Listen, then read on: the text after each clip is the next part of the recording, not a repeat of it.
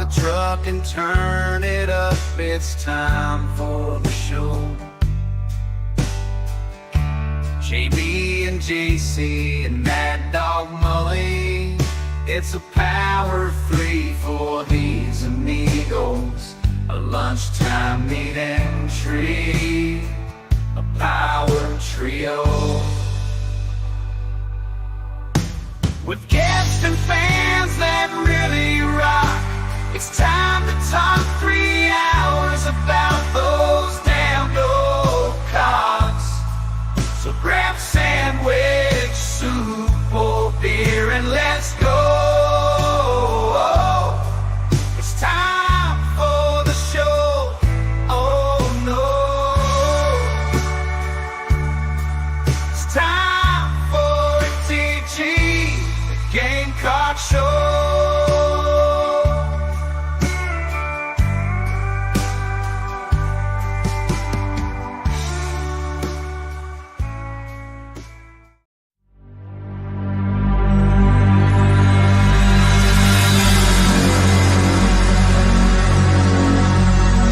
Ladies and gentlemen, the show is about to start in 10, 9, 8, 7, 6, 5, 4, 3, 2, 1.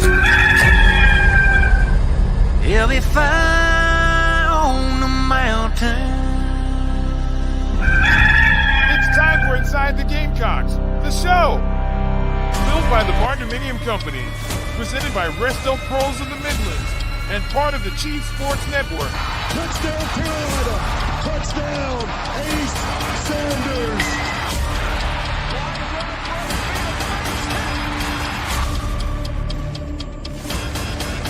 Pressure! And he just dives in!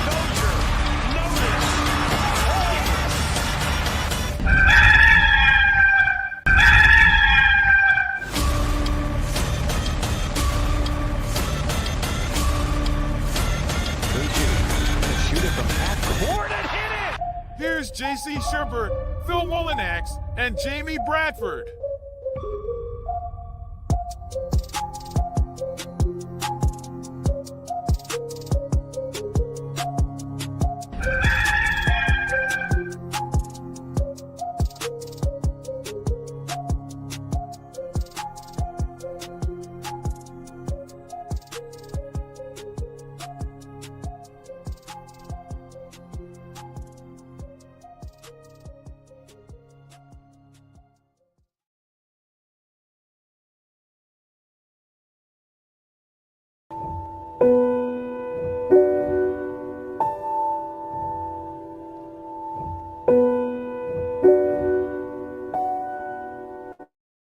Raise your right hand and repeat after me.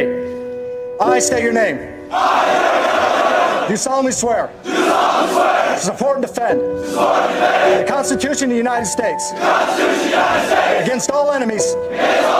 Foreign and domestic. And to bear true faith. And allegiance to the same. And I will obey. The orders of. The President of the United States. And the orders of. Those officers appointed over me according to regulations and the Uniform Code of Military Justice.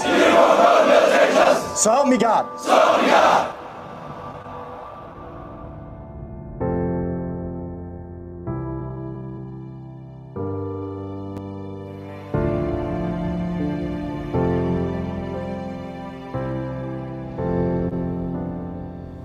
We celebrate Veterans Day on the anniversary of the armistice that ended World War I.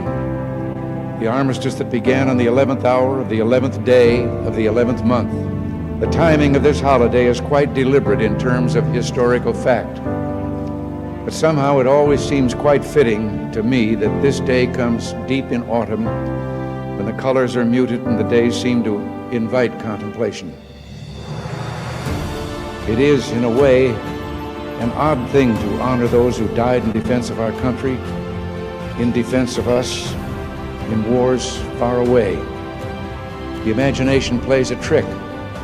We see these soldiers in our mind as old and wise, but most of them were boys when they died, and they gave up two lives, the one they were living and the one they would have lived.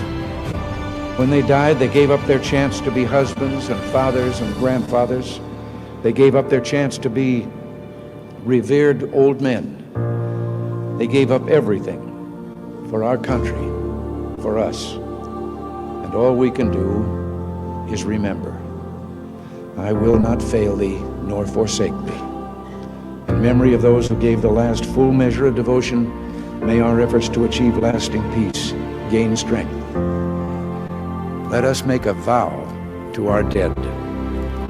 Let us show them by our actions that we understand what they died for. Strengthened by their courage, heartened by their value, and borne by their memory, let us continue to stand for the ideals for which they lived and died.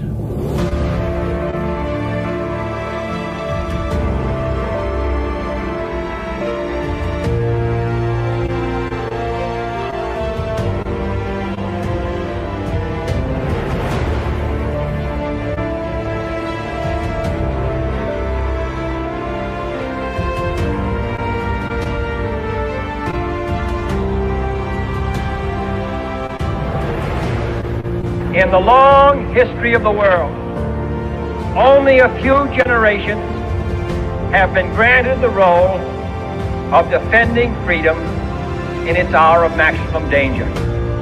I do not shrink from this responsibility. I welcome it. I do not believe that any of us would exchange places with any other people or any other generation. The energy, the faith, the devotion which we bring to this endeavor will light our country and all who serve it. We shall pay any price, bear any burden, meet any hardship, support any friend, oppose any foe to assure the survival and the success of liberty.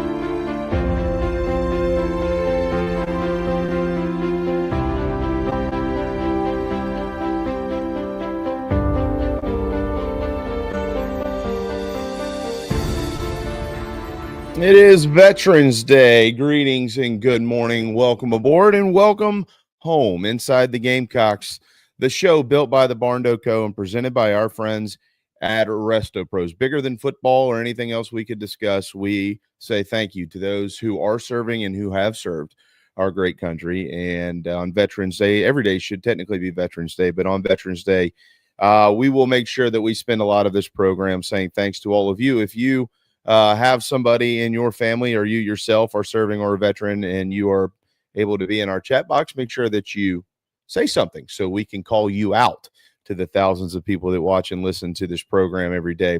Thank you for your service. Mike joining us here at the top, JC and myself, Mad Dog's in the background. Pat DeMarco's ahead at noon.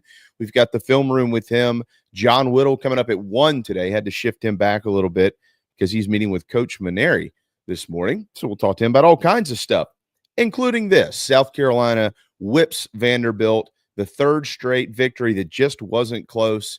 And the Gamecocks are playing like one of the best teams in the country. They are in this week's top 25 in the AP. We'll see where they land tomorrow when the college football playoff rankings come out. So we got plenty to get to today. JC just back from Nashville. Mike just back from Oxford. And I am back from downstairs. Good morning, gentlemen. Y'all got to cut your mics on. Everybody got to cut their mics on. I'd like to let you have the there we go. No clicking or anything during your opening monologue there. But a tremendous win. This is one of my favorite wins for a number of reasons. I got a chance to watch it live, and honestly, man, when you look at Vandy as a team, like they're players, and then you look at Carolina as you're like, the team in black will get beat by 4 touchdowns today because they don't. I mean, athletically, it's tough for them to match up, but they're one of the best coach teams I've ever seen. Their defense. Clark Lee's calling it himself. They're in the right position. They're tough. They're not afraid to make tackles. Offensively, Diego Pavia is a special player, kind of a one-man show. You know, they're just okay at receiver. They're just okay at running back. And they got a really good tight end in Eli Stowers, who I think will be a good NFL player. Other than that, it's just all guts and execution and making you feel like you're dominating when you're not. I mean, Carolina's sitting there. It's nothing. And Gamecocks have almost 200 yards and Vandy has 20. I see why teams struggle with them once you know you get past the eyeball test. But you know, South Carolina, I thought, you know, the defense obviously was great outside of one drive. That's bound to happen. And I thought the offense played well the first half. It's just kind of frustrating. You had some drive killing plays or whatever, but second half it was all about Rocket Sanders.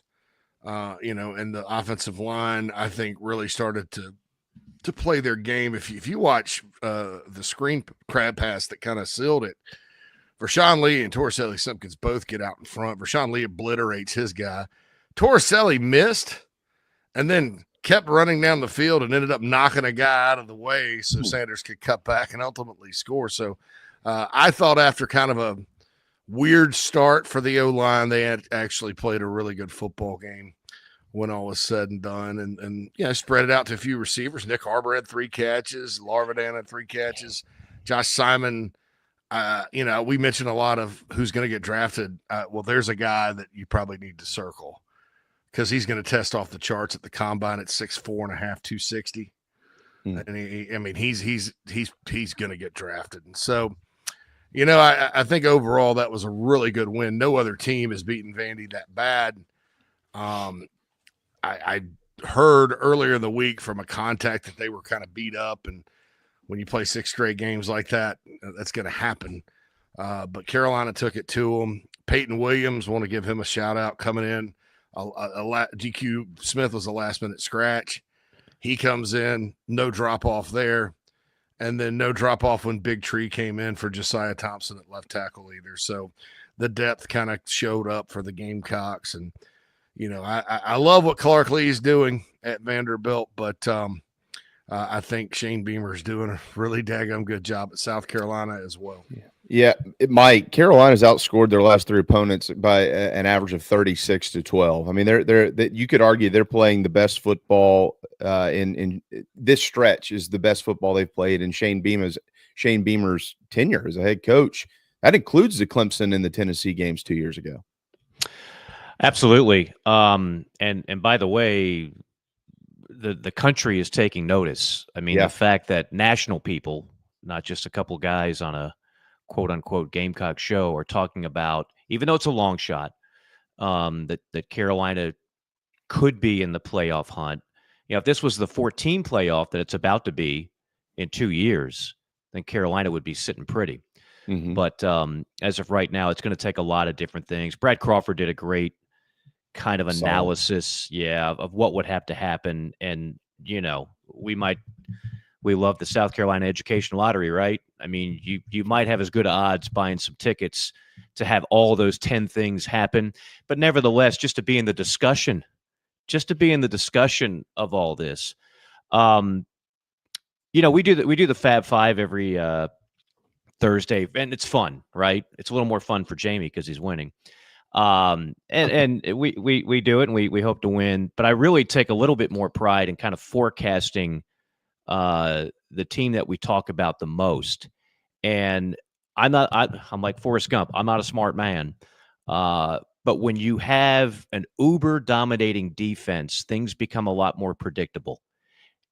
The last 3 weeks, I thought Oklahoma was a game that Carolina was simply a team that Carolina was simply better than.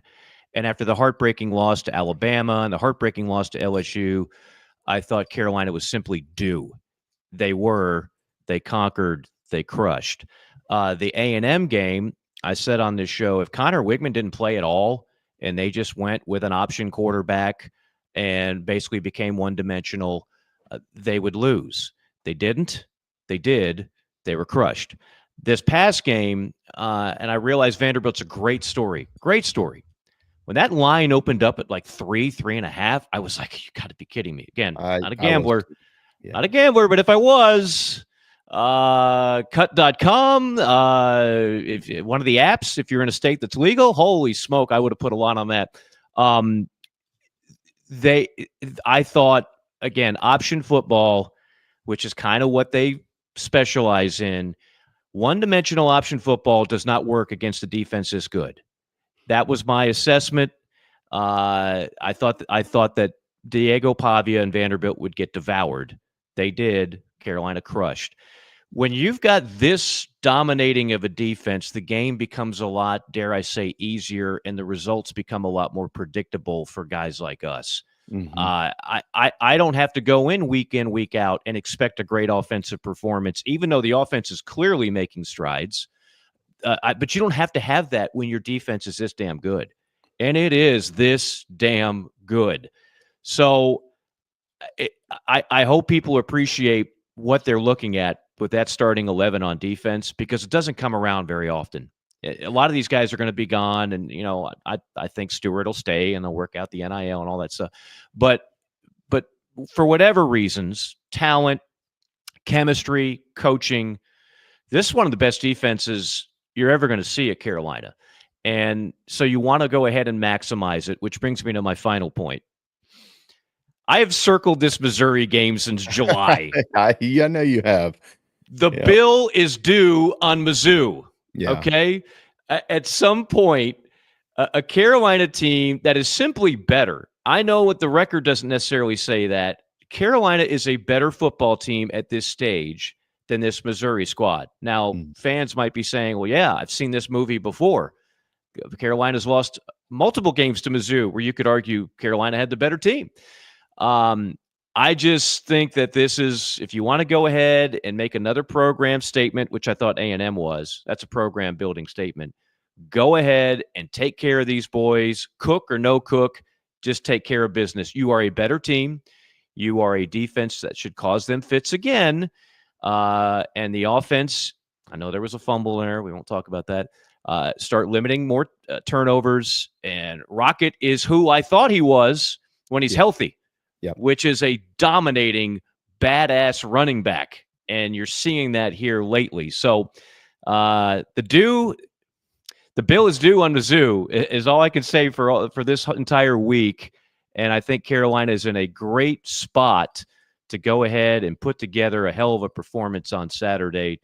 Dare I look ahead on a Monday afternoon? Well, and I'll add this too. As good as this defense is, one of the things that's making them even better right now is the fact that they're able to play complementary football. Like, they were so good, but they also had the weight of the season on their shoulders. Once this offense started to kick it into gear, establish an identity, it's allowing them to play, I think, even freer and faster. And they've been unbelievable. But then you look at the offense. Has anybody done crunched any numbers here on what's happened the last 2 weeks? Yes. South Carolina has run for 500 yards in the last 2 games, guys, on 43 carries in each game. Like, there is a clear identity of what they're trying to do. Lenora Sellers has been phenomenal. He's shaken off probably 6 or 7 or 8 sacks, and that's allowed that number to goose egg and even out a little bit for the OL, and it looks much better. I mean, it's coming to get, and you can get punched in the face quickly. It is the SEC, but right now Carolina is throwing all the haymakers, and y'all are exactly right. The country and the people that actually understand football, not just a bunch of blowhards with a microphone, like people that watch the games and actually see it, they see this and they're like, wow, okay, these guys are really good, and nobody probably would want to play them right now. Apparently the people that vote in the AP poll have no clue, but that's fine. It's ridiculous. You 23rd after that. I mean, come on. They're much better than 23rd. Shout out to Pete Yanity, who used to be the voice of the Clemson Tigers, who voted Carolina 15th. Brett McMurphy, Pete. I will always think Brett McMurphy's an awesome reporter, but his opinions about the sport are about as good as my butt cheek, which is not much. I have a very small butt. Interesting. But anyway, no, he's terrible. He's a Big 12 homer, an Oklahoma State guy, an SEC hater. It's snark. It's bullshit. I mean, really, what he puts out there most of the time, and I don't really care if he hears me say it. I mean, his days of being an expert are probably long past due. Tell the folks what he said. I have no idea what. He just left Carolina out of the poll completely. Oh, okay. And ranked a lot of teams that South Carolina would probably beat by 4 touchdowns or more. Not just South Carolina. He's always he had BYU 4th. You know, he's just always taking a shot at the SEC, always taking a shot. He's a Big 12 guy, and it gets old after a while. And like I said, I think he's the best reporter as far as scooping information in the game. I got a lot of respect for him, and this is not personal, but I'm over the whole poke the bear, poke the SEC kind of crap. I think we've been through a lot of that unnecessary crap in our country just in general with the media. So I'm over it. And, you know, not putting South Carolina, I mean, how is that not a ranked team? You know, I mean, I don't really care. I mean, I don't care either. I know it's irrelevant. I care what they say tomorrow night. Right. That's what I care about. Like, I don't know what Joe Klatt's another one that falls into that category. Yeah. Remember, he's the one that yelled as loud as he could on top of the highest mountain as he could years ago that Alabama didn't belong in that 14 playoff, and then Alabama smoked 2 teams, won a national championship, and all of a sudden Joe Klatt's like, "Hey, Nick Saban, I'm your buddy. Let's do a one-on-one interview." It's just there's no point in getting too bent out of shape about a couple of the voters on the AP. No, it's a lot of the voters. I mean, just to be honest, I went through them. I mean, I've got the whole list here, and then you throw them in at 25. I just. You know, and I've had a problem with it all year. I know it doesn't matter, guys, but here's the problem. Those folks on that committee, they're not like new thinkers.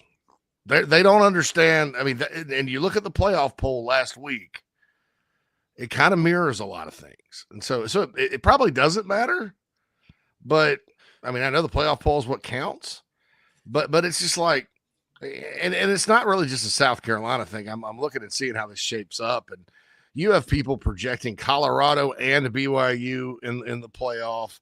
You know, you have people ranking Louisville because of a win over a Clemson team that has played absolutely nobody. They don't deserve to be ranked, but I guess they got 3 good losses: Miami, Notre Dame, and Clemson. And I'm looking at these SEC teams getting thrown through the wood chipper by Greg Sankey and the scheduling department, except for Texas and Missouri. And I'm like, how is this even fair? It's not. It's not fair. And I love Kurt Cignetti in Indiana, but if they get waxed by Ohio State, they don't belong in the playoff, guys. Look at who they've played. I mean, it's ridiculous. And it's like, oh, one of these things is not like the other. And I'm speaking for all SEC teams right now. After watching Ole Miss beat Georgia like that, I'm like, yeah, they're just going to knock each other off and kill each other senseless. That has more to do with the league as a whole than South Carolina. But man, I mean, come on, it's a new era, and it's like, you know, what the heck do you want coaches and players to do? You know, you expect somebody to come out of this thing 11-1 or 12-0 before they get the respect they deserve? That's a whole different level of football. And I'm done. I'll quit that rant. I'm in a good mood today, actually, guys. That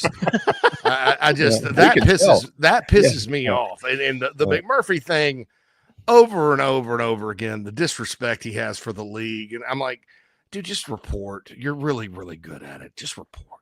And the bowl selections, you know. Where did he have Texas? He breaks all the bowl selections. Texas may have been number 1. I'm not sure. I'd have to. Oh, I got it right here. I left it up on my computer intentionally.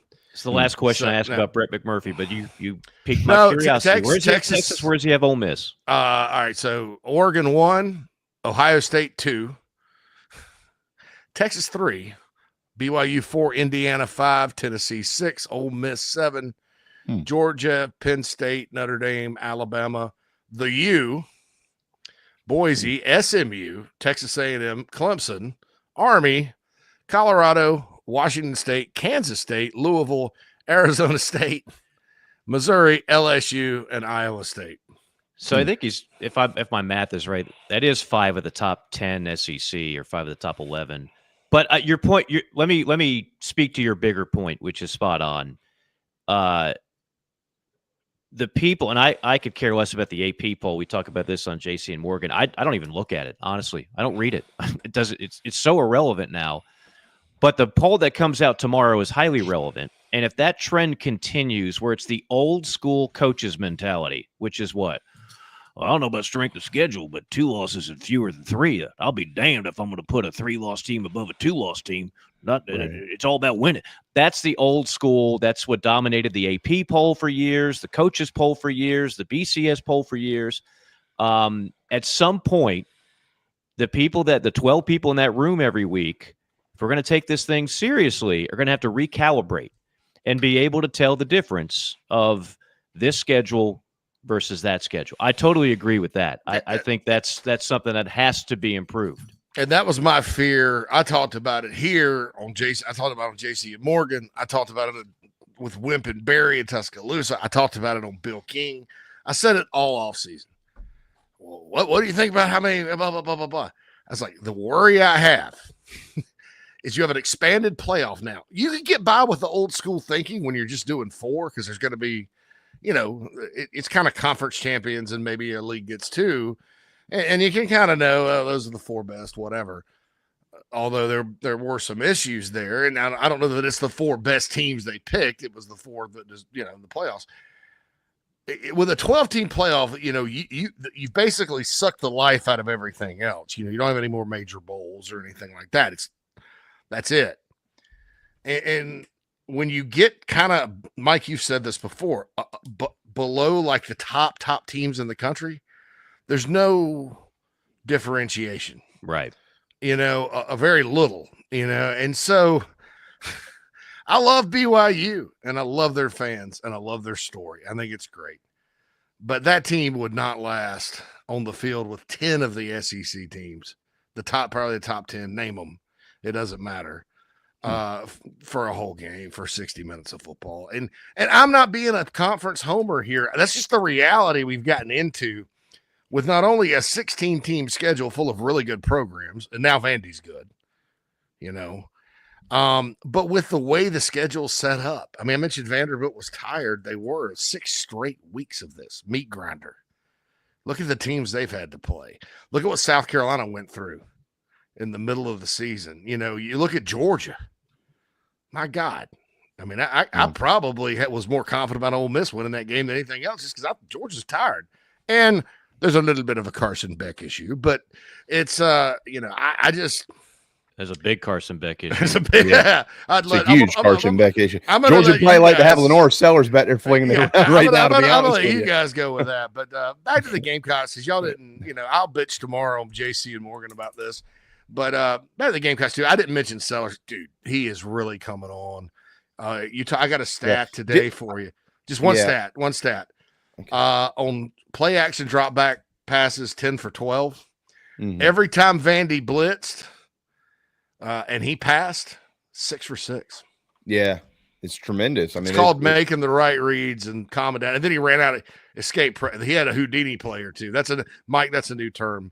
Houdini player. Add it to the glossary. Yeah. Okay. So some say Superman. I'm going with Houdini. Houdini. I like. It sounds better to say. Big fan of his work. Houdini. I like that guy. Yeah. No, I mean it's so cliche, but sometimes cliches are there because they're actually true. The game is clearly slowed down for him. It's no doubt. You can see it just jumps out off the screen when you watch. The game is clearly slowed down for him. I think I've heard that Cam Newton comps. I don't think he's Cam Newton. I think he's a better runner than Cam. He's not at the level of Cam is as a passer right now. Cam was the number 1 pick in the draft for a reason, whether you like him or not. Some of the other Lamar Jackson. Let's pump the brakes a little bit. I think what he can be is what you saw in Baton Rouge on Saturday night. I think he can be peak Jalen Milroe, and peak Jalen Milroe is pretty damn good. Peak Jalen Milroe is really, really good. I know he went through a little bit of a funk himself. I think what got Jalen in trouble, and I hope this never happens to Lenoris, is that sometimes people get in your ear and they're like, if you're going to be in the NFL, dog, you got to be more of a pocket guy. You can't just be running all these plays. Don't let them use you as just a running back. No. That's what helps you win games. Jalen Milroe's best asset is that when he breaks off in the open field, no one can get to him, and that's Lenoris. Mm-hmm. Now, Jalen also has pretty good arm, and so does Lenoris. But I think if the finished product looks like Jalen Milroe in 2024, good luck trying to stop it. And one other thing, take a look at the quarterbacks in the SEC. Almost all of them are gone next year. Yeah. Lenoris is one of the few guys who, by the way, you've got at least 2 more years as a starter that's coming back. So dare I say something about 2025? People are going to be in love with Carolina if they can keep much of this defense together and bring in, obviously, some key newcomers. They're going to be stock up Lenoris, and receiving core likely better. Offensive line, which is improved, likely better. So we might be talking a lot more, and people will be talking a lot more about Carolina's offense next year but so many. Jackson Dart gone, Carson Beck gone, Brady Cook gone, Jalen Milroe probably gone. Yeah. Who am I missing? I mean, you have a crop of youngsters. Nico, you have Lenoris, you got you got a long guys. Way to go. Mm-hmm. Yeah, I'll say this about the Cam Newton comparisons, because I want to point this out, because I saw the guy in high school and I rated him 5 stars based on upside and going into Urban Meyer's offense, which was being guided by one Tim Tebow, who nobody's gonna, even compare to Peyton Manning or Cam Newton in the NFL. He could not throw the ball. Mm-hmm. He learned how to throw the ball at Blinn Junior College. Dennis Franchione's kid actually taught him how to pass, because when he got to Auburn, I mean, we remember all the great runs, but that dude could throw. I mean, he didn't take a backseat. They didn't have even great receivers on that team that year. It was a bunch of guys that I don't think ever played in the NFL. But so, I don't like comparing a young player to like a Cam Newton. Because that one year we hadn't really seen much like that in college football, and he went on to a great NFL career, took the Panthers to the Super Bowl, God bless him, and all that good stuff. But I'm not counting him out as a passer just yet. And I don't know, you're not either, Mike. I'm not either. No, I'm just saying, I think the guy throw game wise, there's a lot left on the table for him moving forward. No doubt. Happy Veterans Day. Bobby Patterson had the chance to meet Bobby and his lovely wife in Nashville this weekend. Good to see you are alive and well, my friend. And great meeting you guys. Had a nice time with Bobby on Saturday. It is 11:35. We need to step aside for a timeout. Hour 1 brought to you by our friends at Gamecock Traditions. GamecockTraditions.com. Order your game day gear today. We'll be right back. Oh, man.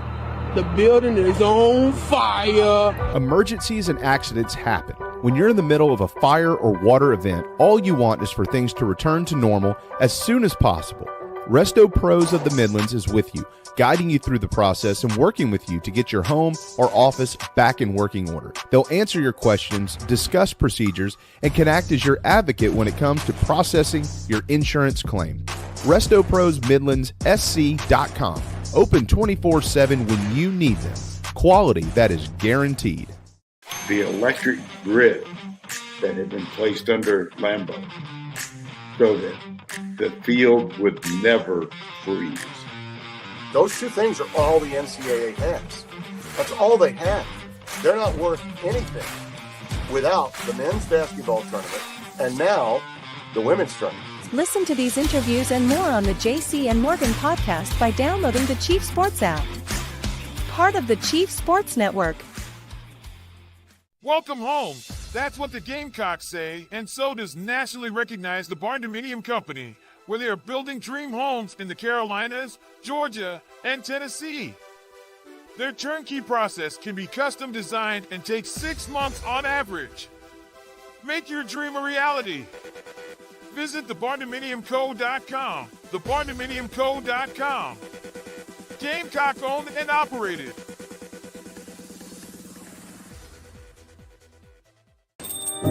Morning, Carl. Usual? Yeah. Your oldest was in here the other day. Said the two of you took a trip down to my neck of the woods. How'd that go? You might as well give me one of those Carolina cars while you're at it. I knew I liked that one. Yeah. There you go, my friend. Thanks. Hey, Carl. Congratulations. See you tomorrow, Freddie. You bet.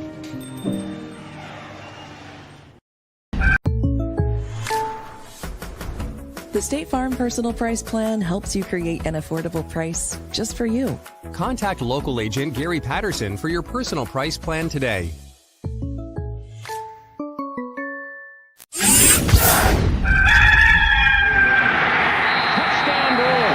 Set up the screen, and it goes to Brewer. 20, 15, 10, 5. Touchdown Brewer, his second of the day. Pitches it to Brewer, turns the corner, touchdown, number 3 of the afternoon. Hey folks, it's Mike Morgan for Ryan Brewer Fence. That's right, you know the former Gamecock legend as a terrific college football player. Well, I know him as that too. I also know him as the guy that runs a great business, one of the best businesses in South Carolina. How do I know that? Well, for one, I'm actually a client of Ryan's. I had my home in Columbia done years ago, and his crew did an outstanding job, just as he does for everybody else. Whether you're in the market for a fence, railings, columns, or anything in between, their craftsmanship, their experience, and service second to none. Ryan Brewer Fence has over 15 years of experience with consultation and installation of residential and commercial fencing and railings. Rest assured your job will be done with an unparalleled level of expertise, and it's done on time, and they do it right the first time. Again, you're not going to do any better than Ryan Brewer Fence. The website is ryanbrewer.net. Set up an appointment today. Tell him Mike sent you. I said, oh, Lord Jesus, it's a fire. Ain't nobody got time for that. Disaster comes uninformed. During and after natural disasters or accidents, there can be a heavy loss to property. It can become extremely difficult to bounce back to what you knew before. Having your home or office destroyed or damaged by water, fire, smoke, or mold affects your personal and business lifestyle. Resto Pros of the Midlands is here to help. Open 24/7. Call them when you need them. 803-493-0170. Resto Pros of the Midlands. RestoProsMidlandsSC.com.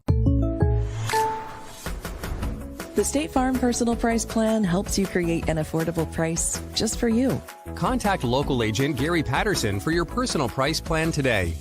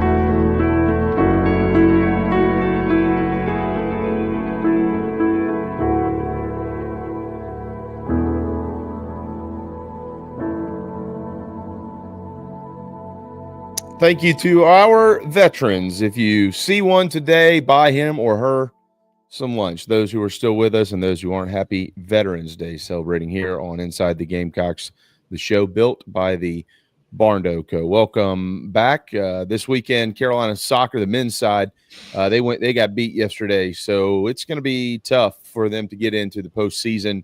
They did fall to 4th-seeded Kentucky. late last night up in Morgantown, West Virginia, in the Sun Belt Conference tournament. Coach Tanner actually mentioned on Saturday he thought they probably needed to beat the Wildcats to get into the postseason. So we'll see. They're 10-5-2 on the season. A dandy of a women's soccer final in the SEC title game yesterday, and it just didn't go their way. 1-0 the final score. Texas takes down Shelley Smith and her Lady Gamecocks. They will be in the postseason though, but it was hard fought and it was tough. Carolina basketball, of course, won on Friday night. They'll get one more game this week. Then they head to Bloomington. They'll tip off at 3:00 Saturday. That game will be televised on Peacock. For those that aren't going to the football game and would like to be watching both, it will be on Peacock. So make sure that you've subscribed to that.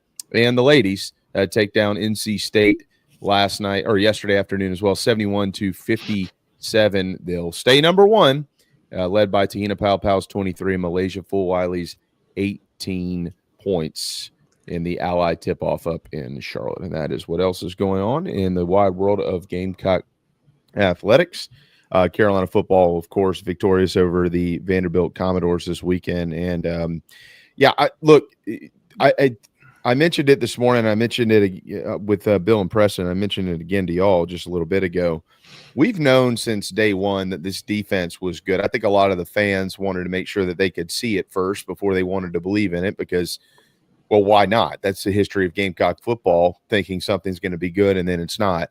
But these guys have done nothing but prove themselves. It's the offense, though, now that is allowing them, I think, to play much freer. I mean, this offense, if you actually go look at the stats and the fact that they've got 982 yards of total offense in the last two games, 982 against two defensive teams. I mean, A&M was one of the better defensive teams. They were the best team in the conference at stopping the run. Carolina ran for 286 against them. We're talking about Vanderbilt, a Vanderbilt defense that's carried them all year. I know Pavia is a nice story, but we're talking about Clark Lee. JC, you mentioned in Vanderbilt. Carolina had no problems with that. 450-plus yards of offense, manufactured all kinds of stuff throughout the day. Rocket Sanders got hot and rolling at the end. So 500 yards rushing in the last two games combined. And now you got Missouri, and now you got Wofford, now you got Clemson. And dare I say, Carolina's better than all three of those teams, and that includes the team in the upstate. I'll take that one first if that's kosher. Yeah. Correct me if I'm wrong. The only game Carolina's really trailed by like 2 scores early was Ole Miss, right?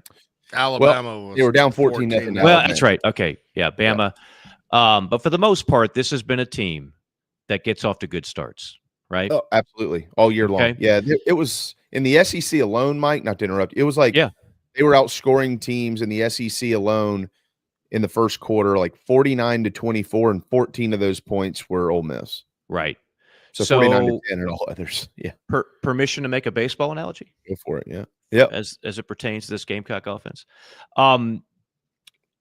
Jamie, you know this. When a guy comes out of the bullpen, there's what we call regular innings and then high stress innings, right? Leverage, what have you.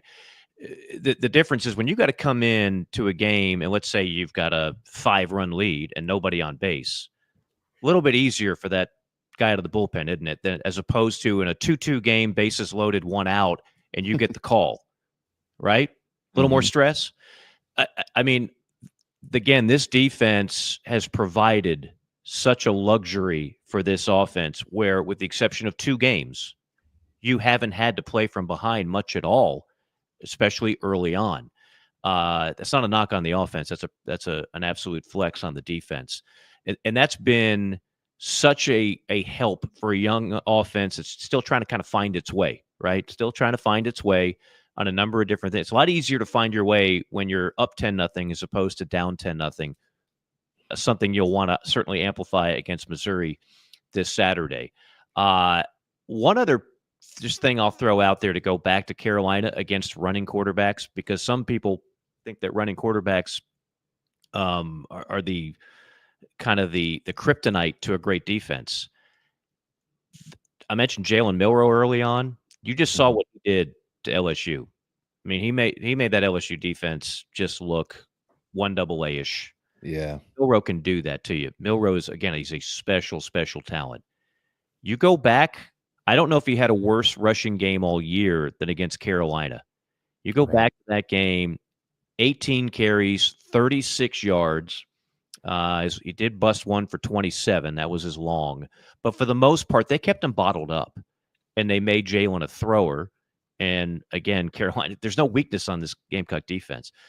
So when you look at it, they did it to Oklahoma's guy. They did it to Texas A&M's guy. They did it to Alabama's guy. And then this past Saturday, they did it to Vanderbilt's guy. Like it doesn't matter if you're a running quarterback because what they take away the edges.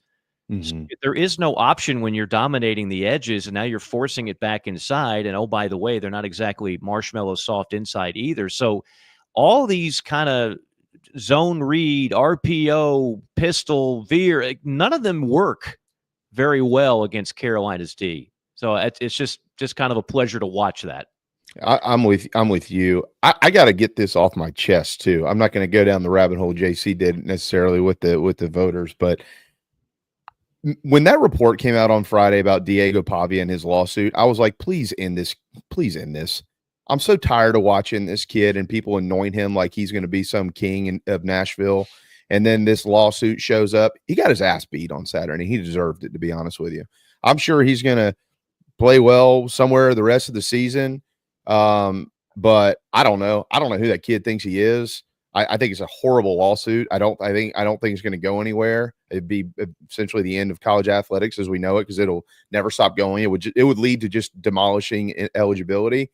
But that coming out the day before you're playing your biggest game of the season, like Vanderbilt has played, Alabama was their biggest game, and then Texas. This is a huge game. They've lost to him 15 straight times, and he's off in Neverland filing lawsuits.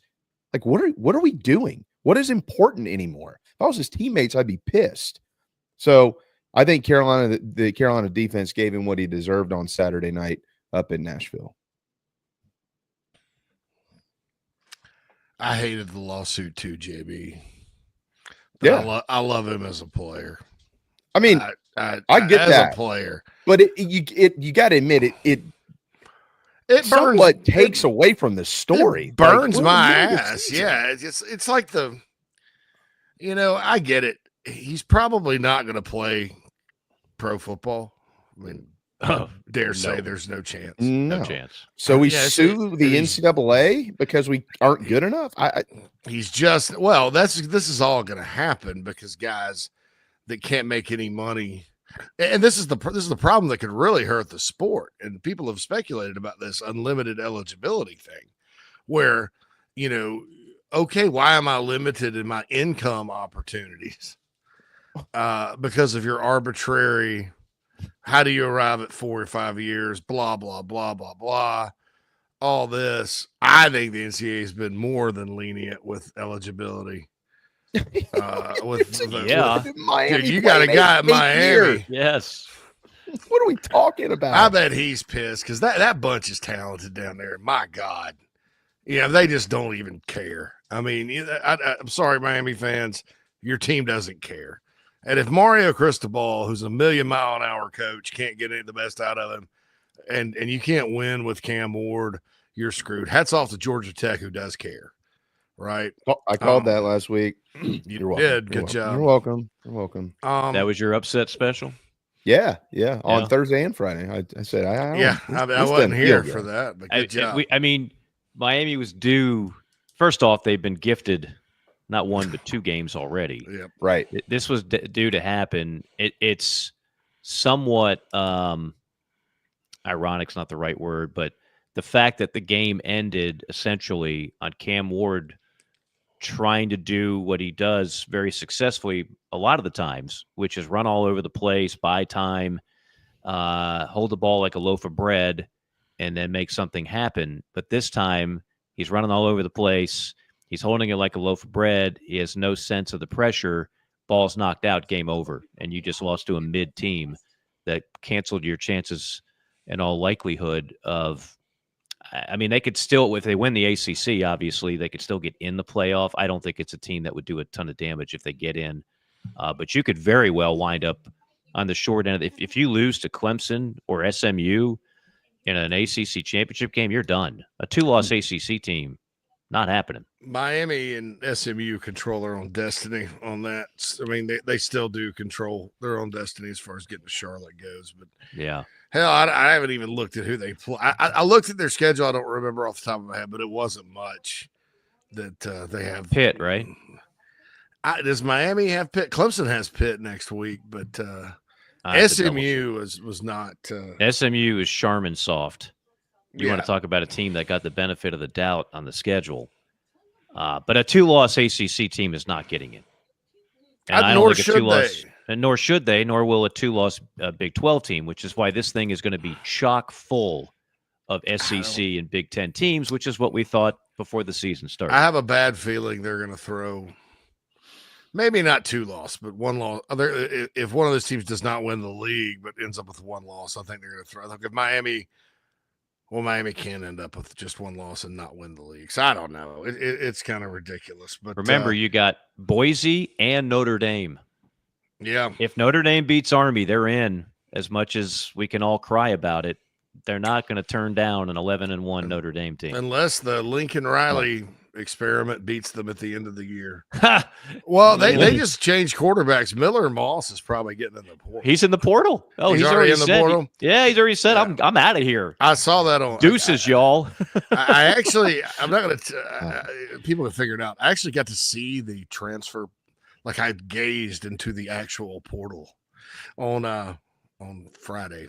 So I saw his name there. I hadn't seen it widely reported, but I had meetings and was out. So yeah, he and John Tay Cook are both the big names gone so far. But that kid from that UNLV had last year is pretty good. And, so I don't know. I think Notre Dame gets in if they win out. And we can debate on whether or not they deserve it, but they did win at A&M. I mean, if A&M loses, there's a lot of ifs, but they're getting you're dealing with that, and you're probably dealing if Indiana can find a way to even keep it close against Ohio State. I think you're dealing with them being they're getting in at 11-1. Yeah, I agree. Well, and but so here's the Indiana falls into the same category as South Carolina in this conversation. If you ask me, I think that you look at Indiana's schedule and say, well, it's not difficult what they've gone through thus far, right? But I've watched Indiana play a ton of football. They're really, really, really good. And even if they played if they played better teams, this is all hypothetical and you can't prove it. I think they have a good enough football team to still be where their record is, based on what else they could have played in the Big Ten. Maybe not Oregon. I don't think, but I don't know. And we'll find out against Ohio State, obviously. But it's kind of a similar situation to South Carolina, where you look at the Gamecocks and you say, okay, they're 6-3, but they've lost 3 games. No, who are the best teams in the country right now? I'm not talking. This isn't the top 25 from September. Who are the best teams in the country right now? But in another way, I think Indiana's in that conversation because they are really good, although they haven't played the most difficult schedule. Like the eyeball test. They passed the eyeball test. Carolina passed it. Well, Rourke is the key. Yeah. Yeah.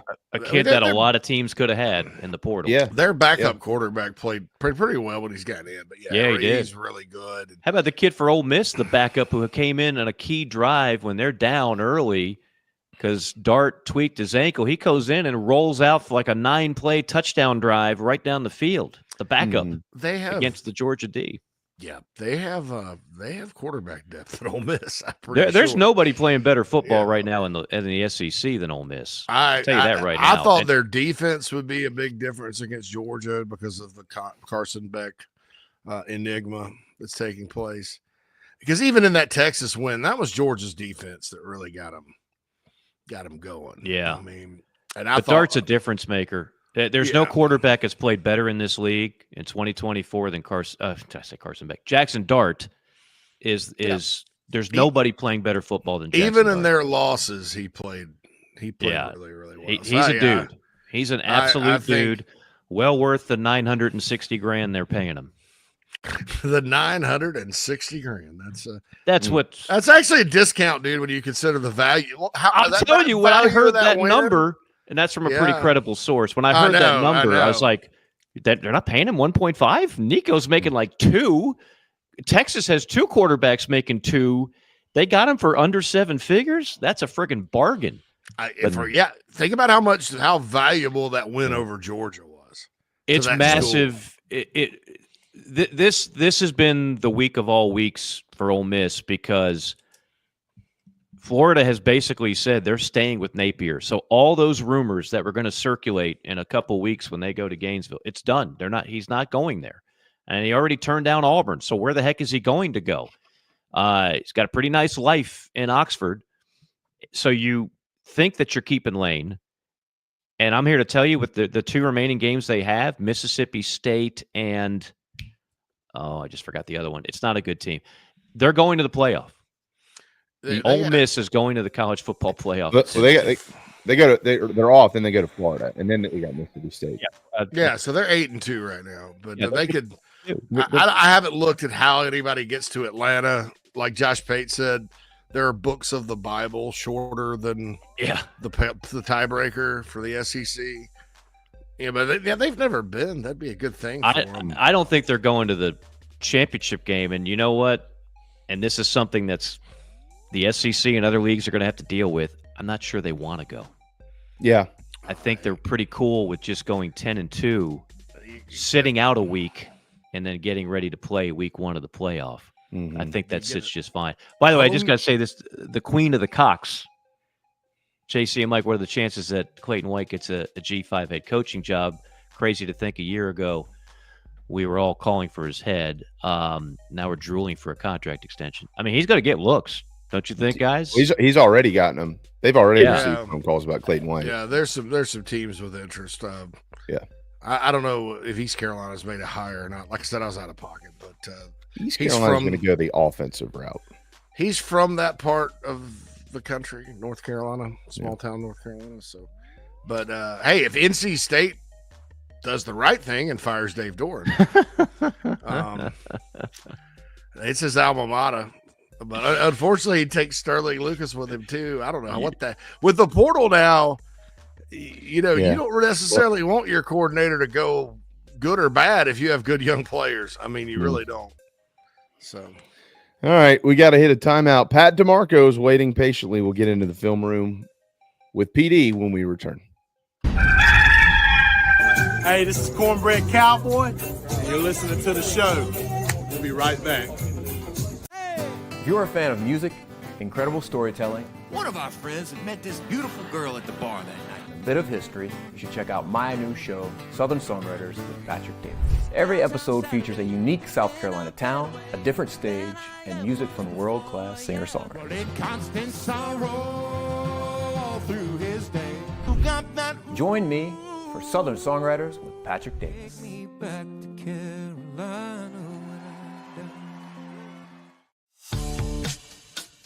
The Aventon Adventure 2 takes the same basic design as the original Aventon Adventure, making it an adventure bike designed to take you places that typical roads just don't reach, allowing you to ride whatever terrain you want based on your whims of the day. Look at what you're getting. Hydraulic disc brakes, torque sensor for responsive pedal assist, great LED lighting, suspension, a beautifully welded frame with excellent build quality, included rear rack, included fenders. The list just keeps going on. Visit electricbikescharleston.com for more. Hi, I'm Joel Lurie. If you're turning 65 this year or retiring soon, you probably have questions about Medicare. How do I enroll in Medicare? When do I need to enroll? And what plan fits my needs and budget? Why use an out-of-state call center when you can work with a local agency? At Lurie Life and Health, we'll research your doctors and prescription drugs, and we'll help you find the plan that meets your needs and budget. Lurie Life and Health. Our service is at no cost. Call Lurie Life and Health in Columbia, 803-256-2067. Welcome to Palm Casual Patio Furniture. Because we are the factory, Palm Casual has the ability to offer the highest quality outdoor furniture paired with world-class service. Since 1979, our factory showrooms have done our best to make the buying process as easy as possible for our customers. Our understanding of the many factors that go into your decision has helped us create our 30-day trial period that increases the level of comfort our customers feel during the shopping experience. Visit us in Somerville, Mount Pleasant, Myrtle Beach, in Bluffton, and online at palmcasual.com for our products in out-of-state locations. Gamecock owned and operated. Welcome home.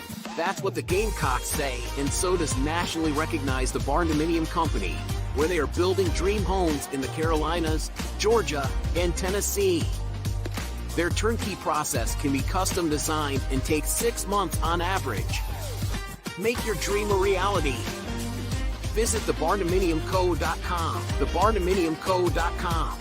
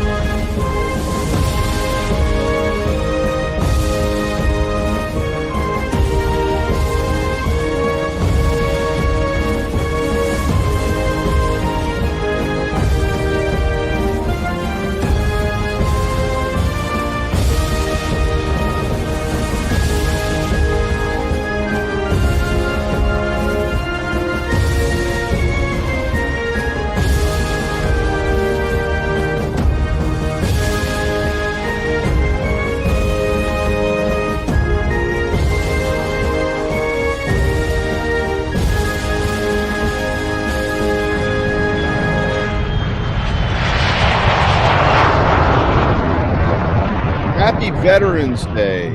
It is November the 11th. We cannot thank our veterans enough for what they do. Those currently serving, those who have served, thank you and your families. And we'll continue to honor you throughout the next couple of hours here on our program, Inside the Gamecocks, which is brought to you by Palm Casual, palmcasual.com, the best outdoor furniture that money can possibly buy. We all have a set, palmcasual.com. Phil, if we're missing JC, if you don't mind, pull him off the screen, and then we'll get back to him here in just a little bit. But Pat DeMarco joins us to get into the film room. Pat, another week, more awards for South Carolina. They are racking up the SEC Player of the Week awards this year. 3 new names to add to the list. Rocket Sanders named Co-Offensive Player of the Week alongside Alabama's Jalen Milroe. And Torricelli Simpkins, he's back in the win column when it comes to the awards. He is alongside Alabama's Tyler Booker as Offensive Lineman of the Week. Freshman of the Week, it goes to Lenoris Sellers. So South Carolina keeps winning, and players keep getting recognized, and now the team is recognized. They're in the AP's top 25. And, Pat, we expect them to be tomorrow in the college football playoff rankings. What's up, man? Not too much. No, it was another fun Saturday for the Garnet and Black. Played at a high level. I mean, crappy weather. That's one of those games that's like you don't expect for a letdown game, but coming off an A&M game and then going to Vandy, playing a team that is hyped but necessarily not crazy talented in some shitty weather. No, they came and answered the bell, and first half wasn't pretty, but the team kept fighting and was pretty persistent, and ended up big win and like you said, in the top 25. Pat, they have rushed for 500 yards in the last 2 games. 2 defensive teams. It's not like these are 2 bad defensive teams. They're not. Yeah. They're good. 500 yards on the ground, Pat. Yeah, we are. I mean, Rocket's playing extremely high-level football. This is Rocket of 2022 that we're seeing right here. I mean, you see his top end, you see his physicality. One of these clips, we'll see him in a hole with the safety there as close as he can get to making the play, and him almost making the guy not even touch him. So, but also I think that, the blocking up front's been really, really well. Kudos to Lonnie Teasley and the trenches. Those boys are playing high level football right now too. Also helps when your quarterback is an extension of the run game, and Lenoris has been doing a great job. Taking off when it's time to take off. He's doing a great job reading some of these RPOs, triple option stuff. It also helps when you have a hell of a defense, and that's one thing the Gamecocks got this year. And I don't think that's anything that anybody shies away from talking about. I mean, the defense is carrying this team. The offense is starting to catch up. But playing complementary football. I mean, as long as Carolina doesn't turn the ball over a bunch, because we're forcing 1 or 2 takeaways a game at the minimum.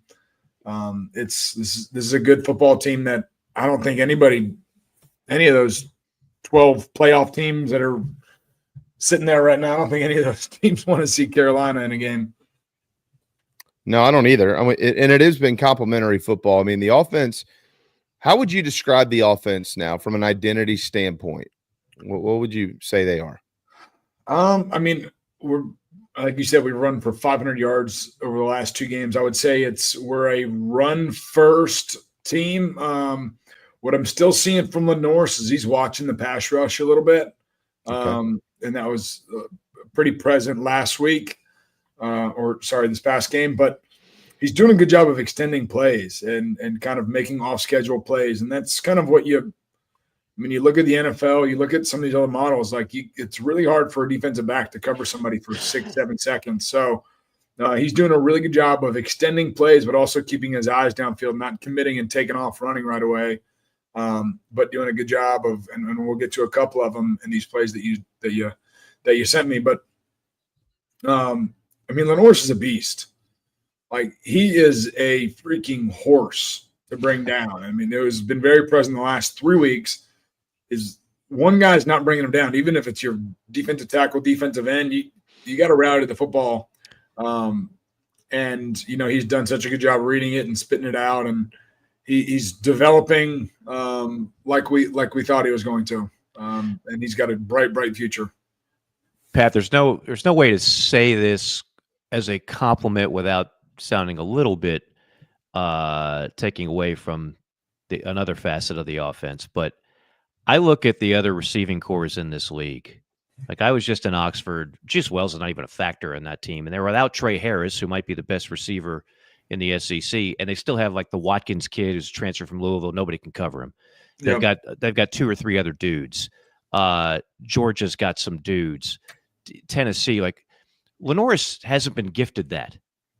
And I say that from the point of, it's going to get better. They're going to upgrade the receiving core next year, and some of these guys who are not quite level to be not quite ready to be impact players yet will be. So with the exception of Simon, I don't see a go-to guy in this core, and yet Lenoris is and yet still Lenoris is still making things work. So my bigger point to all that is next year, as the game continues to slow down for Lenoris. It's going to be crazy. It's going to be scary. It could be scary good, right? We're not seeing even the tip of the iceberg. Right now, you're almost winning games in spite of the passing game, whereas next year it could be you could win some games because of the passing game. Yeah, and it's something I've said on here a bunch, and thankfully it hasn't been the case, but we haven't had to play from behind. I would be really nervous if we got down 14-17 early. I just don't see that position group being able to separate enough and create enough big plays besides off-schedule plays to, drive 80 yards down the field, completion after completion after completion after completion. We're a damn good football team, but we live and die with explosive plays, and we're making them. And that's a lot of teams across the NFL and in college football's explosive plays. That was one of the 5 key factors when I was in Atlanta and Buffalo is win the explosive play battle. And we've done that. Win the turnover battle. We've done that. Average 4+ yards a carry. We've done that. So win the field position battle. Those, all the recipes to win football games we are executing on. And like you said, I mean, if we can polish up and these guys continue to develop under Mike Fury's doing an incredible job recruiting too. And I would imagine he's going to be portal shopping here for some other studs. So, I mean, it is scary how good this team can be. I mean, losing Rocket next year is going to be a tough one to fill because he's come in and, I mean, he's going to be a 1,000-yard rusher easy this year. So, no, I mean, this team has a lot of promise. You know, like we said after, was it Alabama or Oklahoma was the game before the bye week? Yeah. Yep. Man, like we said, after we beat Oklahoma, we're sitting there, we're like, I don't see it being a issue winning out. I mean, we have to play good football, but I mean, we all knew it was on the table. So I'm just glad that, you know, they're playing hard, they're playing physical, they're playing the Gamecock way that, you know, that the teams that I played with before and after me, they're playing that way, and they're playing with an edge, and they're playing with a swagger, and you know, Coach Beamer know what it is. He's been around it. He's doing a lot of winning programs, so excited. We got the Letterman's Golf Tournament coming up this weekend. Have some buddies coming in town. We will be loud and proud at the game on Saturday. So no, we're excited. Before we get into the film room here, I do want to mention a name that has not been mentioned, at least on our show today, and I owe this young man and his family an apology, because I think that Oscar Attaway has played his rear end off the last few weeks, coming in spurts for for Rocket Sanders, a kid who transferred in from North Texas to play his final season here at South Carolina. He's gotten into the end zone a couple of times. He's caught 6 or 7 balls.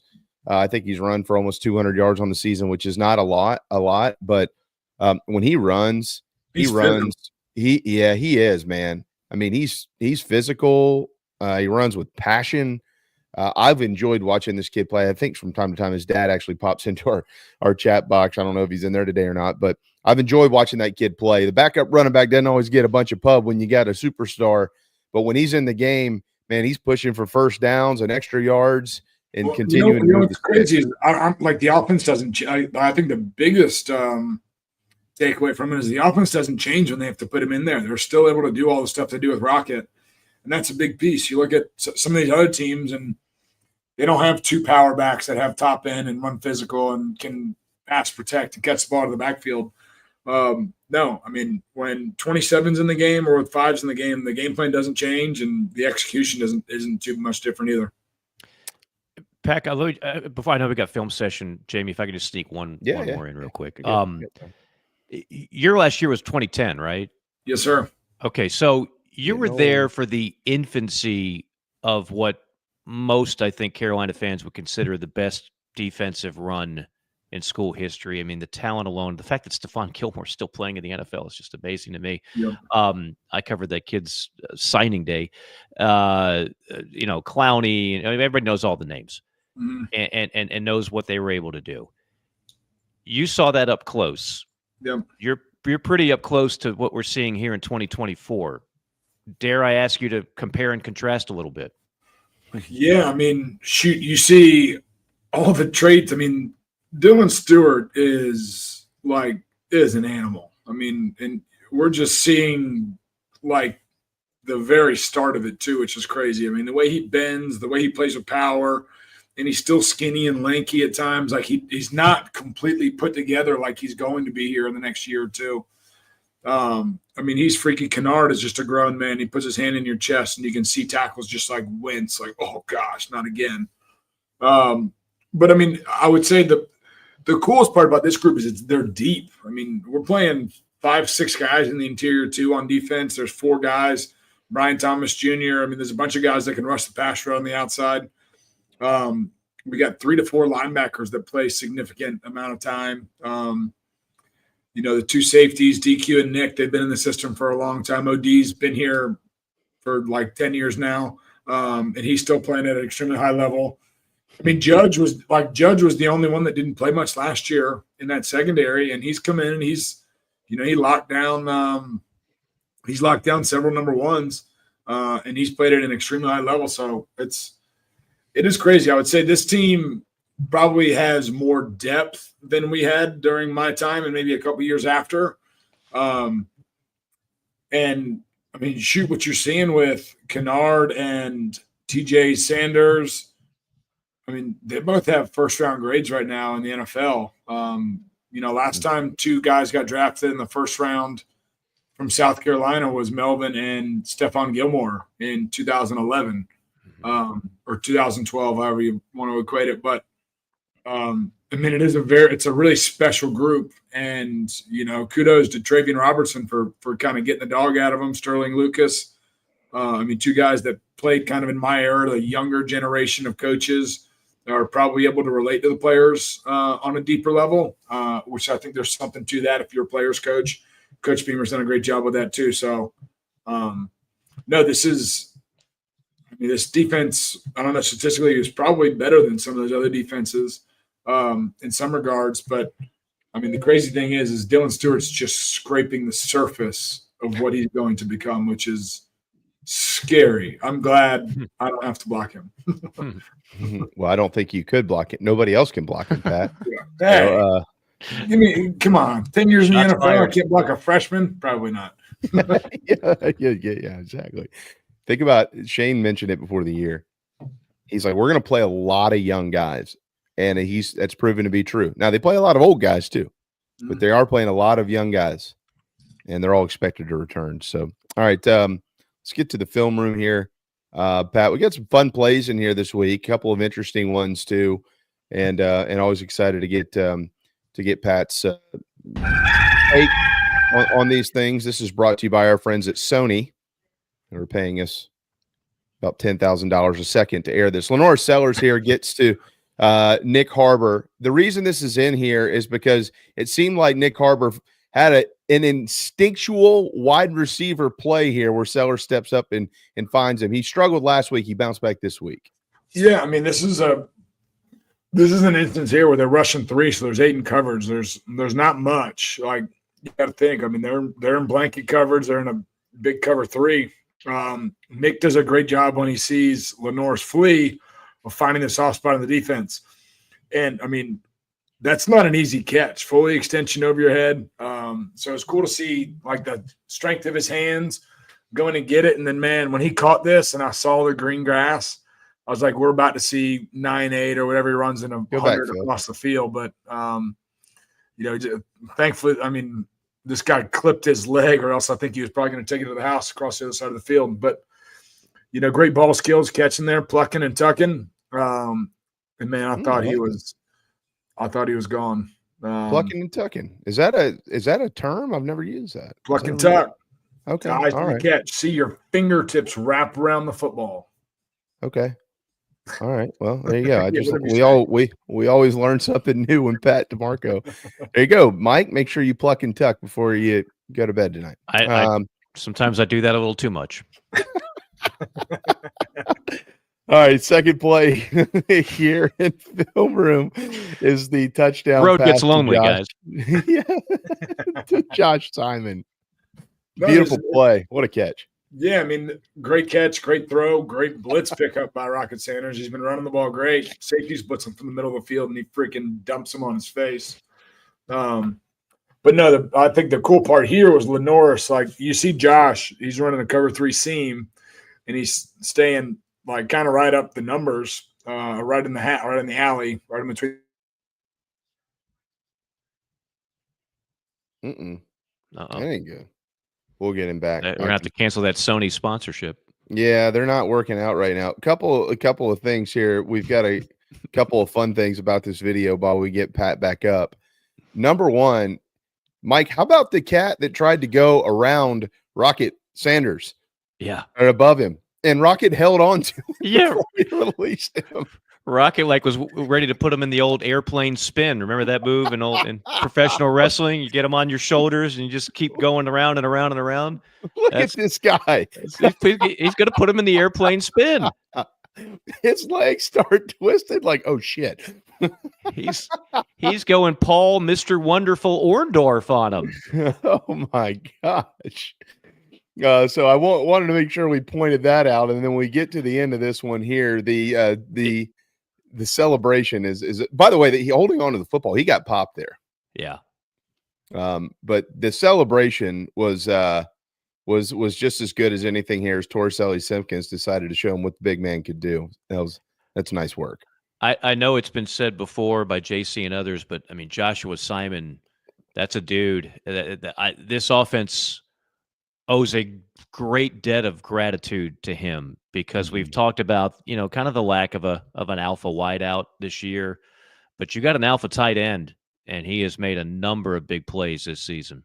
Yeah, I really, really, really, really don't want this to come off as told you so or anything like that. I thought going into last season, Josh Simon probably was the best tight end on the team above Trey Knox. Right. And liked everything about him, but he was weak when it came to actually doing what they needed him to do on the perimeter from a blocking standpoint. And he had to improve that. This year, you're either going to be the guy or you're not going to be the guy. And he's certainly become the guy. There's no doubt. So, why don't you break down the next play, Jamie? Go ahead. Yeah, and roll I know, it, right? Phil. Jamie is looking through the eyes of a former catcher. What did you think of this play? Yeah, I know. Well, break it down. They got. I tell you what we'll do. Hey, Phil, this is very unconventional. I can break that one down. Quick. I can too. Pull it down real quick. Yeah, I was going to say that one's pretty easy, guys. Yeah, yeah. Let's hit a quick timeout. We're gonna get Pat back up here during the timeouts. I want to make sure we get to these final couple. We got to take one anyway. So we'll get to a timeout. Can I mention somebody before we get to that timeout? Maybe that'll give a little extra time for our main man, the king of the czar of the telestrator, as Marv used to describe Mike Fratello. We'll get DiMarco back on here. The czar of great mortgage rates and saving you thousands of dollars is Troy Branham. It is a great time to call, and he might even have a better – that's the thing about Troy. Like, if he knows he can get your business now, but if a month later he knows that it'll get you an extra half a point less and save you more, he'll tell you. He's always going to do you right. He's been doing that for 20-some-odd years at Golden Gate Mortgage, a South Carolina company owned and operated by South Carolinians, and a lifelong South Carolina Gamecock fan. Troy Branham has been taking care of people for a long, long time. Would not trust anybody more than Troy to handle all your mortgage needs. Again, things are about to change dramatically economically, and that includes mortgage rates, and there's got to be a guy that you need to be able to trust to go to. I would suggest Troy Branham. I would give him a phone call at 803-238-0111. Our massive YouTube, Twitter, Facebook audience can see that number crawling at the bottom of your screen from time to time. 803-238-0111. That's Troy Branham of Golden Gate Mortgage. It is it's 12:25. We're going to work to get Pat DeMarco back up. We'll hit a quick timeout. Hang tight. ITG, built by the Barndo Co. We'll be right back. Mike here for my good friend Troy Branham of Golden Gate Mortgage. Let's face it, it's been a rough go for mortgage rates the last couple of years. And now more than ever, you need someone on your side to get you the very best possible rate on a new mortgage or a refi. That's where Troy comes in. 27 years of experience working for you. Conventional, FHA, VA, USDA, renovation, rehabilitation loans, all doable with my man Troy Branham of Golden Gate Mortgage. And when I say doable, I mean the best possible rate that's out there. It's a phone call that can literally save you thousands of dollars. 803-238-0111. 803-238-0111. You can also check out the website ggmortgage.com. We got started in 1979. Because we're a manufacturer, we're able to control our costs. That's why we like to manufacture as much of the product as we can, because in our factory stores we can offer a competitive edge over other people around the country. When people come into one of our Palm Casuals, it's like they're buying their car at Detroit. They're going right to the factory and buying their car. 30-day money-back guarantee. That's a big deal with us. I mean, we give 30 days to do anything. I mean, return it, change it, get a different color, get your money back. When you pull into a store and it says Palm Casual, you know you're at a factory store.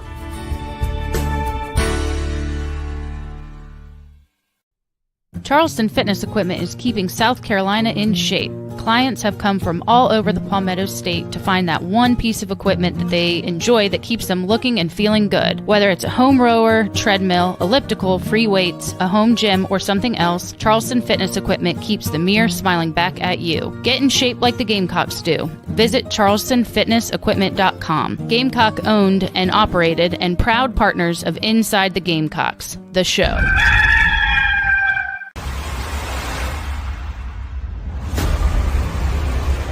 What Right to Bear is we're an association of members across the entire country, and what we offer is we offer legal defense in the event of a self-defense case. Nice. So it's not insurance.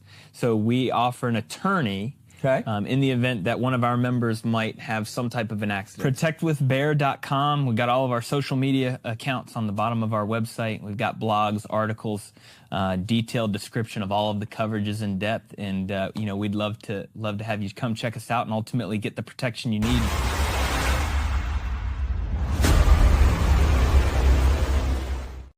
Hi, I'm Joel Lurie.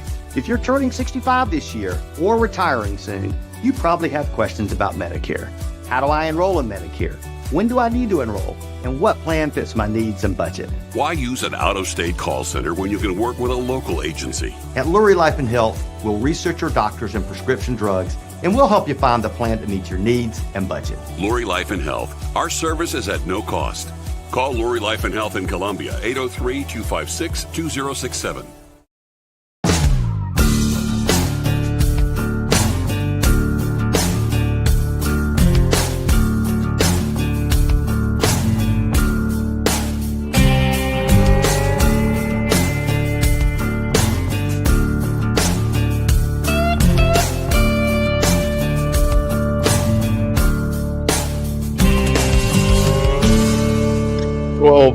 We continue to honor all of those who have served and who are serving. It is Veterans Day. Welcome back inside the Gamecocks, the show. All right, we got Pat. We got him at least a little bit fixed up here. We'll get back into the film room. This is number 3, and this is the play a lot of people are talking about. Pat Sellers under pressure, and he finds Jared Brown for 51 yards. Yeah, I mean, this is another off-schedule play. I feel like a lot of our big explosive passes are kind of coming off this, which is Lenore does a great job of never going down, never giving up. And for some reason, I mean, this isn't like there's an art to like the scramble play, and I feel like we are very dialed in and on cue. I mean, Jared does a good job of kind of pressing in and then getting the guy in trail mode and breaking back out as soon as he sees Lenore break the pocket. And Lenore does a good job. I mean, rolling left and then throwing a 40-yard rocket is not an easy task either. He does a good job of executing there. But no, I mean, as you can tell, this defensive end, basically is bear hugging Lenore Sellers and still can't bring him down. So just goes to show his strength and grit and his determination and his willingness to make a play, put his body on the line. Yeah, I thought it was interesting too. It looked like he could have probably stepped up there and run for a decent amount of yardage. I'm not sure if that's something they'll talk to him about or what. I mean, it worked out, obviously. It worked out. He got out of there, and Jared Brown got free. But to your point, Pat, we have been seeing this more and more, and I guess what I keep understanding is that's when you know it's really slowing down for this kid. He escapes. He's calm, cool, and collected, and he finds somebody downfield. Yeah, I mean, keeping your eye. I mean, that was one of his best plays last year was the play against was it against Vandy where he threw the 68-yard touchdown pass in the back right corner of the end zone? Yeah, by Sean Russell. Yep. I mean, and that was another play where he could have kind of taken off and ran for 20 or 30 yards untouched, but his eyes are downfield. He's ready to pull the trigger when he gets out of the pocket. We'll pull the trigger on number 4 here in our film room. Talking ball with Pat DeMarco. Rocket Sanders makes a guy miss, and he's gone. Yeah. Simple tight zone scheme here. Now we're talking more of the run game, which is more my thing. The left guard and center here, kind of an ace block to the play side linebacker. The 3 technique kind of stays a 3 technique, and then the backer shoots the A gap. Poor safety. I mean, I think the guy closed his eyes when he was 7 yards away from Rocket, like, oh God, please, just trip and fall. And unfortunately, or fortunately for the Gamecocks, Rocket did a really good job of giving him kind of head and eyes and then breaking off. And what I've noticed with him is kind of Marcus Lattimore-esque is like the way he moves his upper body while he's running the football to kind of, one, protect the football, two, to like kind of maneuver his way. Like you see this guy kind of reach here and he tucks his shoulder, gets skinny. He does a really good job with his body of kind of just like easing through there. Does a good job of like just not creating much contact when not much contact is needed. Guy's a freak, man. He is uberly talented. If he stays healthy, he's going to be in the NFL for a long time. A lot of teams this year who, or at least in the last few weeks, that have seen the back of Rocket Sanders in that number 5. Pat, as we move into number 5 here, they continue to increase the number of touches for the best players on offense: Sellers, Sanders, Simon. That's been a winning strategy. Yeah, usually best case scenario when your best players touch the ball a decent amount. Like here on the screen. Yep. I mean, and like his vision, like the way he sees it, I think I told you guys, I talked to him. I went to a spring practice. Me and Connor were there, and we stayed afterwards, and I was talking to a few guys, and he came up to me, and he's like, man, I didn't know you played in the NFL for as long as you did. Like, what piece of advice would you give me? You know, I have high aspirations to play in the NFL. What was a key coaching point that helped you kind of elevate your game and change your game? And I told him, like, feel the first level, read the second level. And man, I think he's doing that. You see here when he catches this screen, he sets up his blocks with the offensive lineman. You got to make that easy for the offensive line. You try not to, you know, when you catch these screens, if you go and dart outside right away, these offensive linemen are never going to be able to catch these backers and DBs. So you kind of have to stem them up and take the defender to the block, and he does that here to get good collision by his guard and center. You know, they're engaging right here. Boom. And then the rest is history. You kind of see. Can we give the wide receivers a little credit for the downfield blocking? Yeah, I was going to say he presses his blocks, gets up on the receivers. They cover their guys up. You know, in this instance, when you're running a screen like this, if you're in man coverage, you're told to just run them off. So, like, what I would do is I would just run deep and I would throw my hands up late and make the guy think that it's a jump ball to kind of disengage him. But if it's a big zone and you see the kind of corners or safeties anchor, then you got to square them up and base them up. And just like they did here, just get hands on them and let number 5 do something special with the ball. Phil, roll back real quick there, maybe 5 seconds. I just want to watch Torricelli Simpkins. Roll back a little bit beyond that. Okay, Simpkins here. There you go. You're good right there. So Simpkins. Oh, wait, go back a little bit further. I'm sorry, Phil. That's on me, man. Yeah, just run the play again. Simpkins basically follows Rocket downfield and he throws that guy to the ground, this guy, and then he goes after the next guy. He took 3 guys out on the same play within about a 15, 20-yard span. That's incredible. Yeah. So he is there's 70. He threw the guy down. He takes 4, well, half of 4, and then he takes this guy out. Yeah. No, I mean, he's the guard, so he's the first one out, so he's the alley defender. Him and Vershawn kind of team up here. So you're supposed to bait rush, hands on, flash, and then the guy tries to engage him, and he does a good job of tossing him. Yeah, he gets 3 guys in one play. Yeah, he gets 3 guys in one. I mean, boy, if you're Sean or whoever the hell's coaching the offensive line anymore, I don't even know. I mean, you got to be happy about that. All right, Pat, we got to get your eyes on one more thing. We didn't have you. Go back to number 3, Phil. Go back to the third play here. Want to get we were talking about Rocket Sanders and just everything you're talking about, vision and all these things that he can do. And one of the things that he did really, really well on the touchdown catch to Josh Simon. You're talking about the blitz pickup. Oh, I wasn't gonna skip over that. He did a good job. The safety came from the middle of the field, and he put his I think his helmet right in the you-know-what and freaking just smashed him into the ground, tried to put him 6 feet under. Well, he shows him off like a trophy first here. So, yeah. Okay. Yeah, I mean, like in this play, like obviously when you see a defender go to raise their hands up, obviously the quarterback's directly behind Rocket. He doesn't know what's happening behind him. But when the defensive guy goes to put his hands up, he's trying to swat the ball. And you're told to engage them as fast as possible. As soon as their hands go up, you got to engage and get their hands down. And I mean, he hit him right in the knees, kind of flipped him. He was sitting on his back, and then you kind of see him like go to like hip toss him like a wrestling move and plant him in the ground.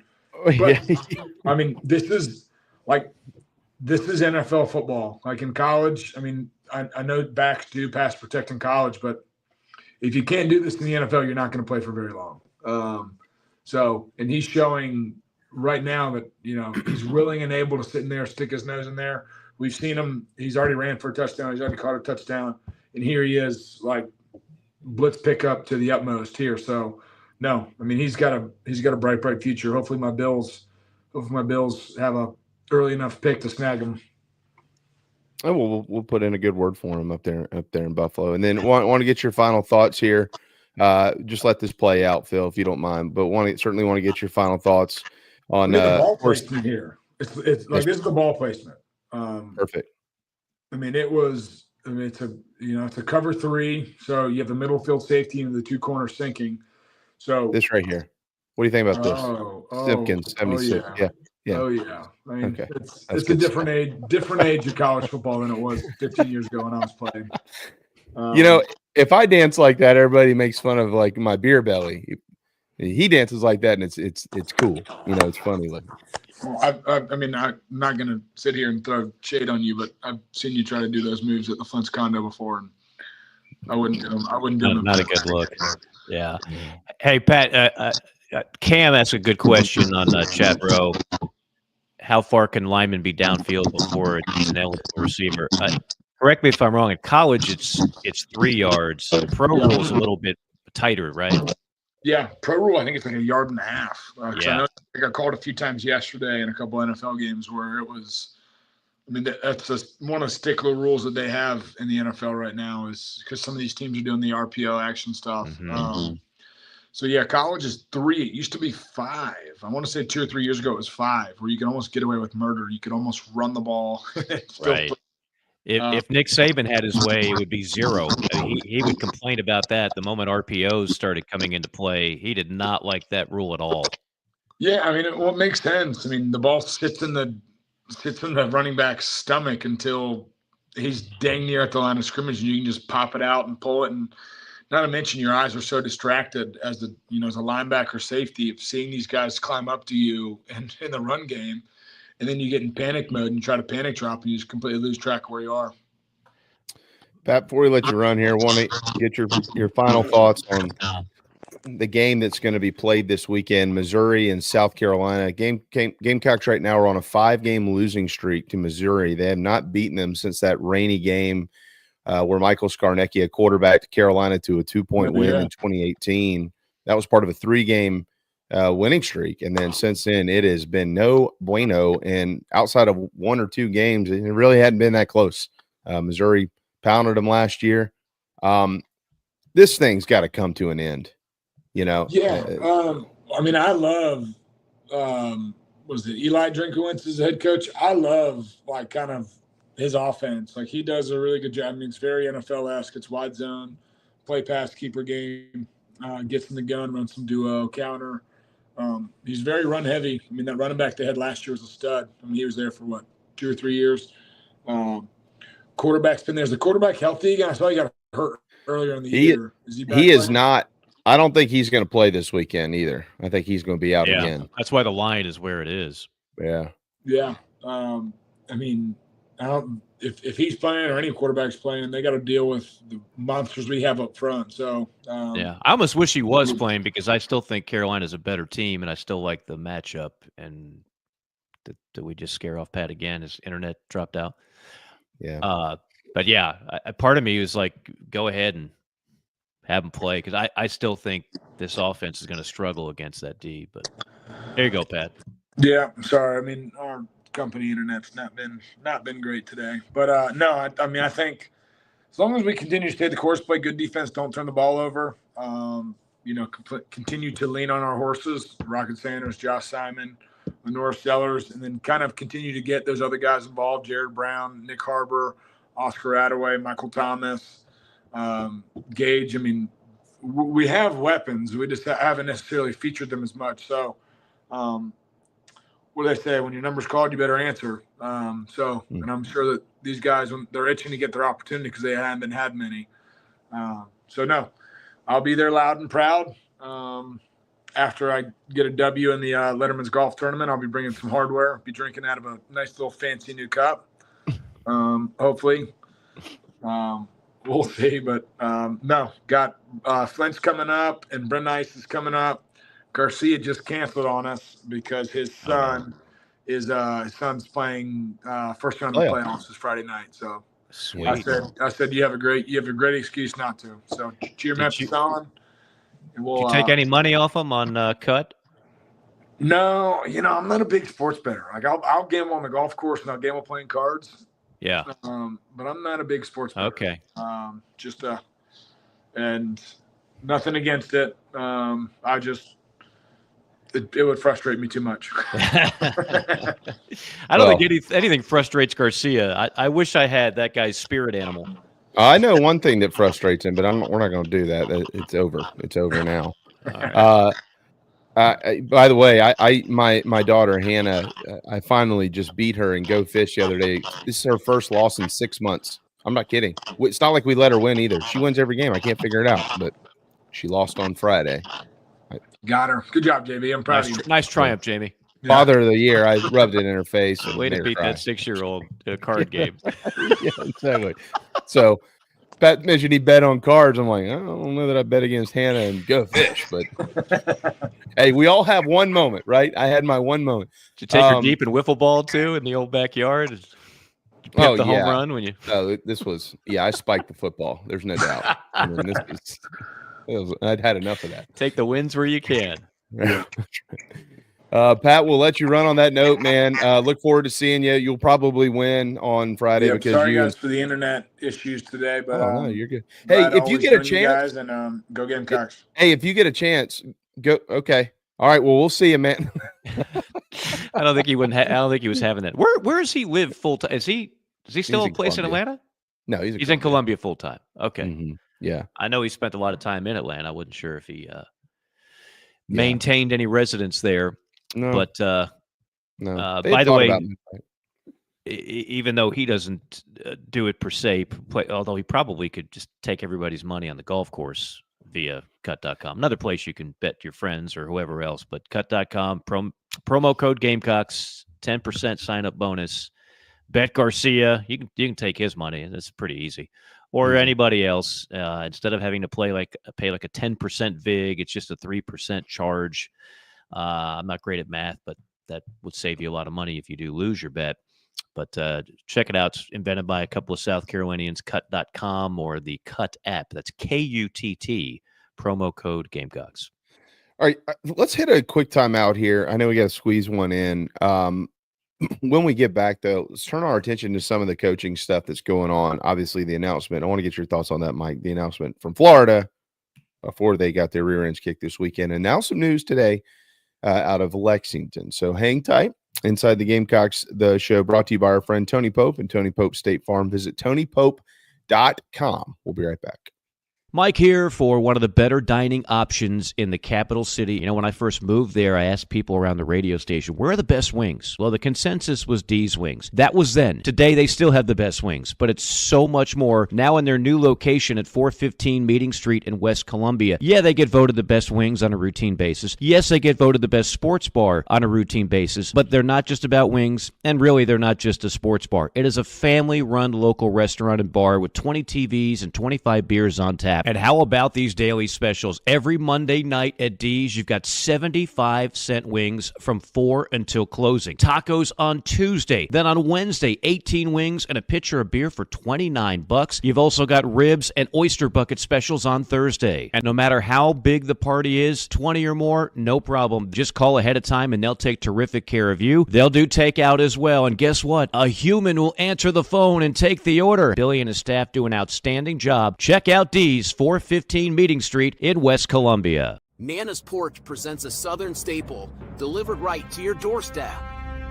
Nana's Porch locally crafted pimento cheese has been a hit for years at weddings, tailgates, and other events. Now you can order online and have it sent to your home. visit nanasporch.com. That's nanasporch.com and click the pimento cheese tab to choose between their original pimento cheese and their jalapeno smoked pimento cheese sack. nanasporch.com, man, that's good.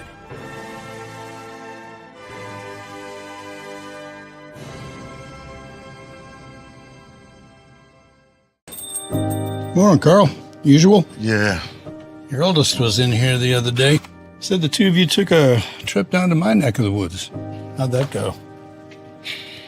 You might as well give me one of those Carolina cars while you're at it. I knew I liked that one. Yeah. There you go, my friend. Thanks. Hey, Carl. Congratulations. See you tomorrow, ready? You bet.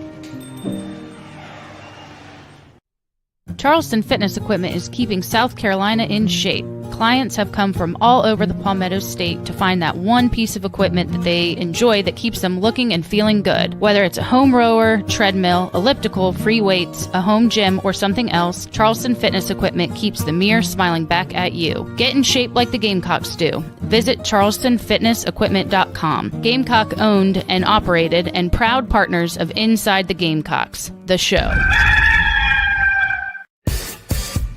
Fans, Club Chief has arrived. Become a Big Chief Club member or a Big Chief Club Golden Gear member for exclusive access to our Nana's Porch chat box on Inside the Gamecocks, the show. Plus, you'll get access to our VIP tailgates, prize drawings, merch, and much more.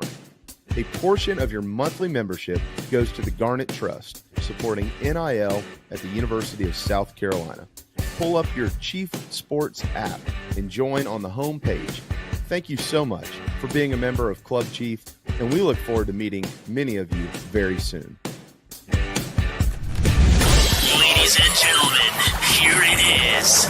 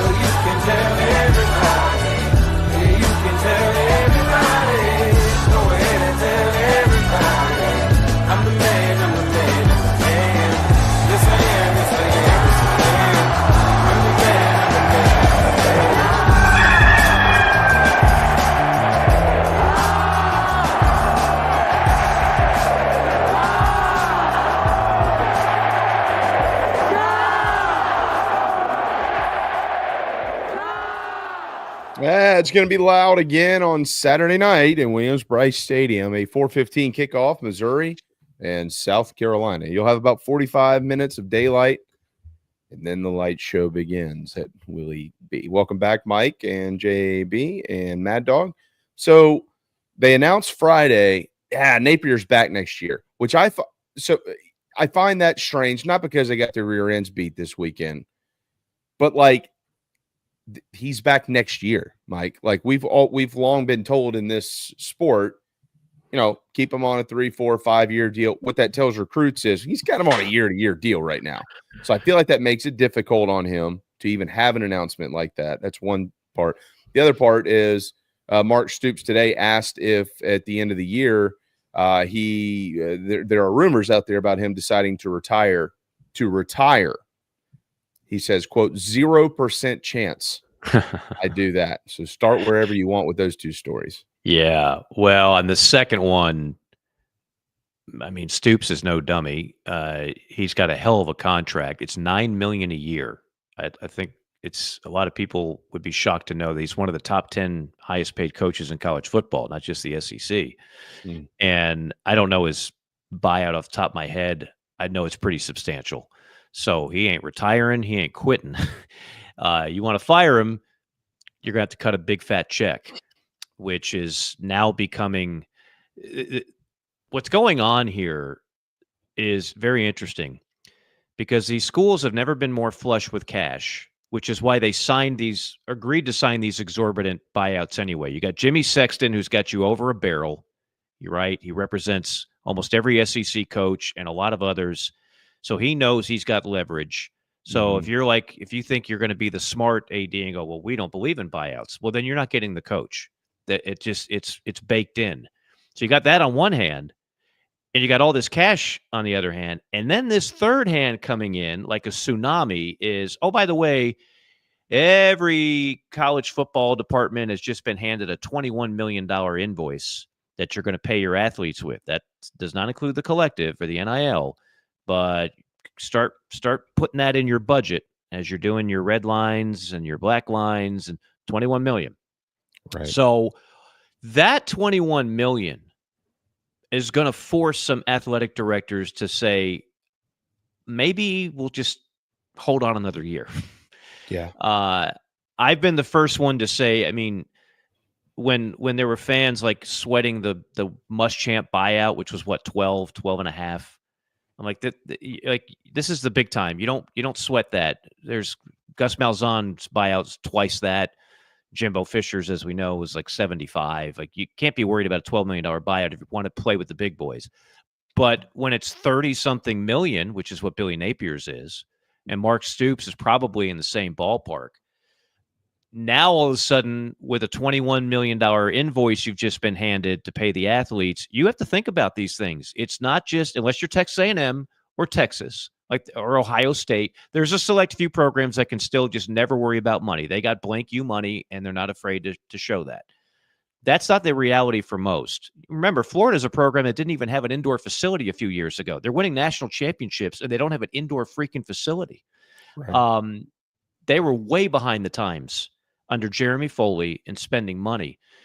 Now, all of a sudden, they've got that, but they're not getting results under Billy Napier.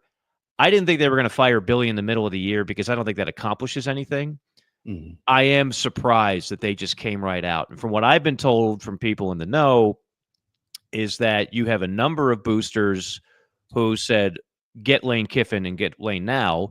And then you had some people that also have a heavy voice in that room and said, well, we don't believe Lane is our kind of guy.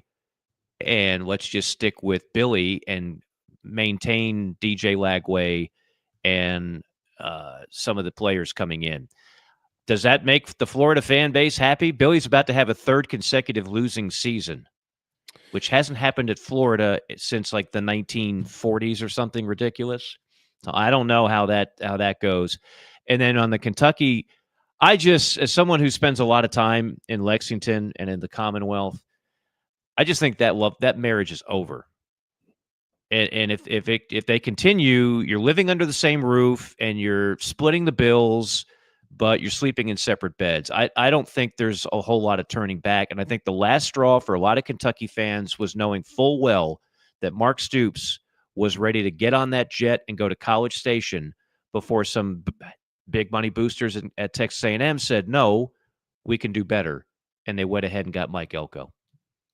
Yeah, I think it's very well said. I do anticipate there will be a new coach in Lexington. The news about Florida, it caught me off guard, but also, again, why announce that? Like, you know I'll what I tell mean? You like, why. It's a great question. I thought the same thing, Jamie. Like, why paint yourself into a corner? Yeah. Because if they crap the bed these last few weeks, which is entirely possible, you sure you might want a mulligan on that statement? Yeah. Well, and from a recruiting standpoint, like, recruits are like, so he's here next year. Well, but that's part of the reason why I think they did it. They are putting so much stock on the arm and the legs of DJ Lagway. He is their 5-star. He is their number one. He clearly has some ability. We don't know how good he's going to be. I mean, right now he looks like your typical freshman. He flashes and then he makes bad plays, and then he flashes, then he makes bad plays, and he gets hurt.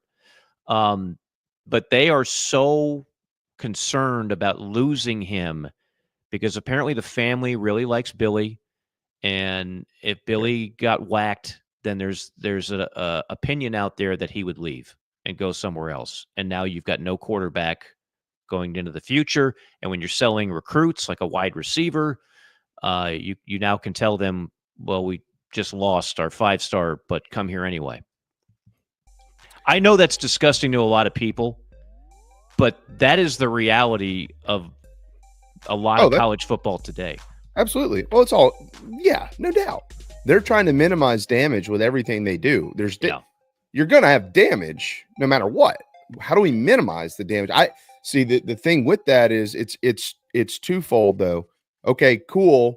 But the rest of those classes, like my statement would have been, Billy Napier's under contract until this time. And we absolutely intend to honor that contract because you got the word intend in there. I think the other thing is there are shows just like ours.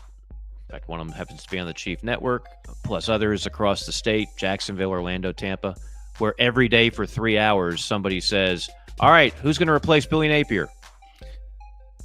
Because the fans, they've checked out. Now, there's a few that'll say, well, he plays hard and he's a good dude. Let's keep him, right? I mean, there's always going to be some fans that want to keep a particular coach. But I think they got tired of all the noise because it's all that's been discussed for the last month. Yeah, Florida did this. There was the final score. By the way, Billy Napier, who's going to replace him? And we've seen that at Carolina. I mean, that's how quickly it can turn. I mean, the Will Muschamp final year, it might as well have just have been, okay, who's going to replace Will Muschamp after he gets fired? The fans had already checked out on Will. It's pretty crazy to think that besides Spurrier, obviously, I know what Urban did there. Urban was only there for 6 years. There has not been a coach who's been at Florida for past 4 seasons. That's it. They will pull the plug in a hurry in Gainesville, man. But the guy who is the only one in that span to open up with 2 consecutive losing seasons, apparently he's going to get a third. So, well, this will be his 3rd straight losing season. Yeah. Unless they beat LSU, and that's a winnable game with a healthy Lagway. Got to be it. They're not beating Ole Miss. I don't think so. I don't think anybody's beating Ole Miss until they're in the playoff. Yeah, they can beat Florida State. Beat Florida State. Anybody can beat. You and I can beat Florida State right now. We just get 9 guys. Get Phil. Call Whittle up. To get JC. Who else? The king of late night. Here, he's got a good arm. Yeah, he can fling it around pretty good. Yeah. The last coach to begin his career at Florida with 3 straight seasons of 500 or below, Raymond Wolf, 1946. 46. You gonna call the Wolf? Shoot, Jamie, that's all you had to say. My name is Wolf. I solve problems. Phil got that. Self-nicknamed Bear. Oh man! All right, we gotta hit a timeout. Are you in for hour 3? Or are you out? I don't know. Is JC coming back? We got John. You got Whittle John here for the first 20-30 minutes. And all right, let's stick around. Why not? Okay, why not? Hang tight. All right. John brings a lot of joy to our lives, and he'll do does. it again when we return. When you bundle home and auto, good things can happen. You get a local agent who can help you choose the right coverage for you at a price that's right for you. Call State Farm agent Tony Pope today.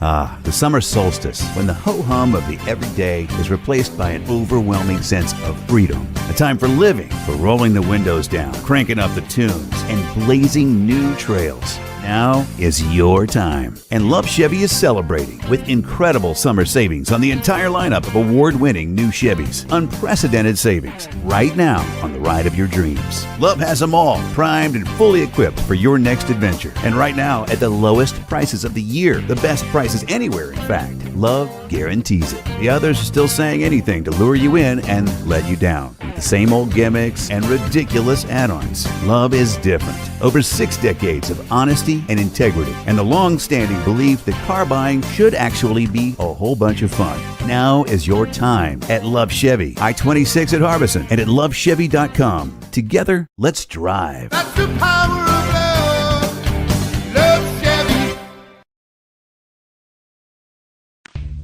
Hey Gamecock Nation, my name is Kyle, longtime listener of the show and avid golfer. I wanted to take my game to the next level, but let's face it, golf is a hard game to learn on your own. I heard the ad from McKellar Enterprises and reached out to the owner and former Gamecock golfer Meredith Taylor.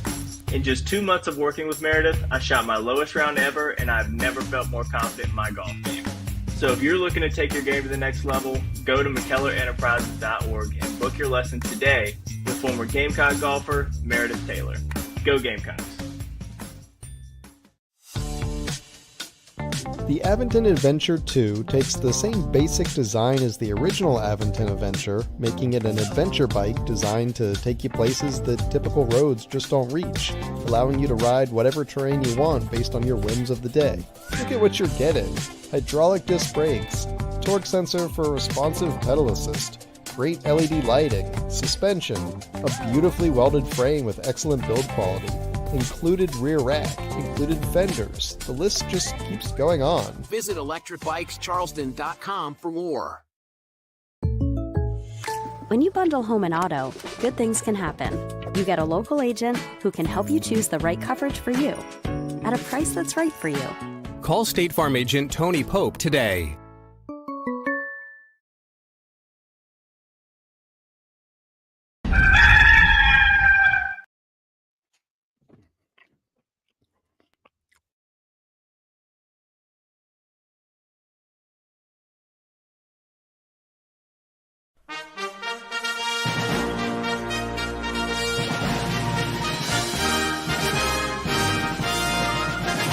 Over hill, over dale, we will hit the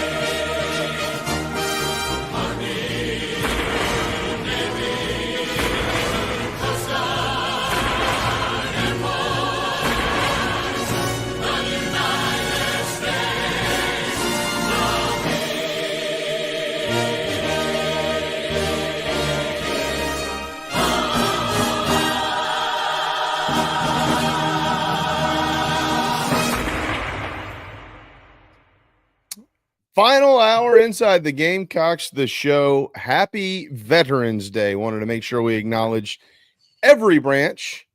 The Space Force wasn't in there, but when they have a song that good, they will be. But we, of course, acknowledge the Space Force as well. Inside the Gamecocks, built by the Barndo Co. and brought to you by the South Carolina Education Lottery. We have done everything we can today to make sure we say thank you to all the vets around our country and around the world. And a lot of them, if you're watching our show, are Gamecock fans. So right now is a good time for you. You're getting pats on the back today as a veteran, and Carolina's winning football games. John Whittle, as he joins us, usually at 11:20 on Mondays. Had to meet with Coach Maneri this morning, and glad to have you. Me, Mike, we don't know where we do know where JC is. I do know where he is. He'll return. I just got word where he is. Okay, yeah. They're holding a wake for Marcus Satterfield's coaching career. Oh, he is the guest speaker for such wake. So JC was alerted of the firing from Nebraska immediately, got on a jet plane as only JC can, and he will be speaking at the wake of Marcus's career. John, would you be a pallbearer for Marcus Satterfield's offensive coordinating career, or I'm not sure that JC would be speaking at a wake for that, potentially a celebration, more so than a somber gathering. But I didn't say it was going to be somber. I just said he was speaking. I wouldn't be the guy that I would choose for my wake, but JC volunteered, and apparently Nebraska fans and Gamecock fans all chipped into the collective, and JC is like, I got this. I'll go ahead and speak. Yeah, I don't think it's going to be somber. I think he's going to bring joy.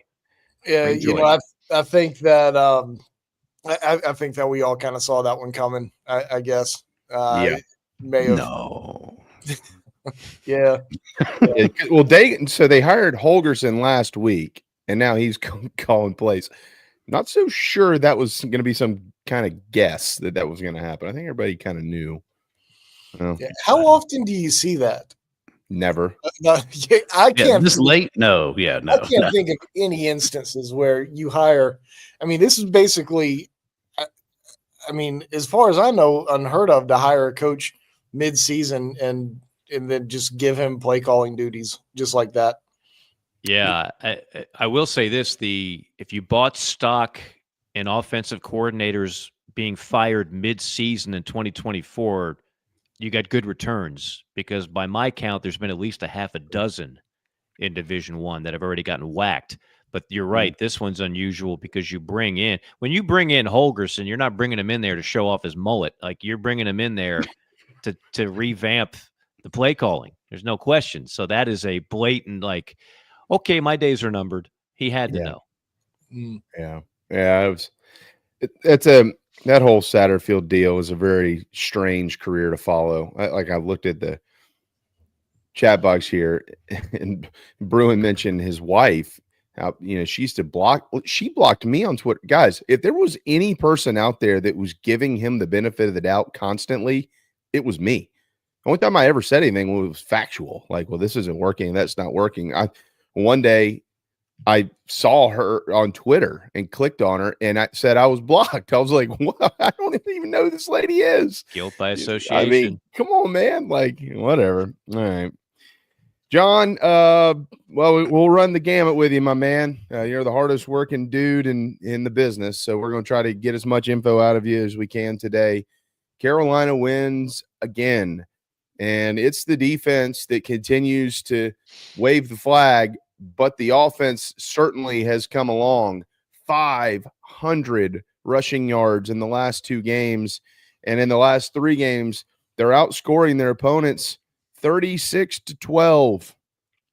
Something's working. Pretty good. Pretty good. I mean, defensively, I think I said this exact same thing last week, but we'll roll with it again. Like, whatever they do is just not a surprise at this point. I mean, they've done it against different types of offenses, different types of quarterbacks, different talent levels. Like, I mean, they've done it all year long. So, nothing that they do is a surprise to me. I actually asked Debo Williams after the game. I said, you've talked about donuts all year, dating back into the summer, and I said, you've held 3 SEC teams to less than 10 points. I mean, that's pretty damn good. And I said, is that good enough? I mean, is less than 10 points to an SEC team? No, not good enough. We need to get that 0. We need to get that donut. I mean, they're holding themselves to a really high standard, and they're playing that way, week in and week out. So been really impressed with them all year long. And offensively it's just growth. It's just growth. I mean, they took what the defense gave them all week against Vandy. I mean, they had the ball. They possessed the ball 4 times in the first half. They missed a field goal. One of those 4 possessions was one play. One was a touchdown and one was a punt. They came out in the second half and I thought had a great second half. It was spurred on by that play Sellers made to get out of that sack and find Jared Brown for 51 yards. By the way, like, that guy scrambling across his body and just flicks his wrist and throws it 40 yards in the air. Come on.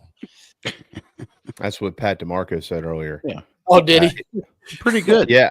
Well, it just goes to show you're pretty good at what you do, But picking up on those things.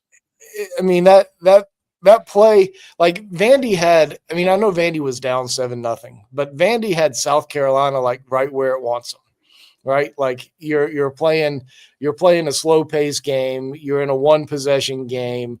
You're about to get sacked at the 3-yard line and be looking at I guess it would be 2nd and 23, 2nd and 22, 2nd and 23, 33.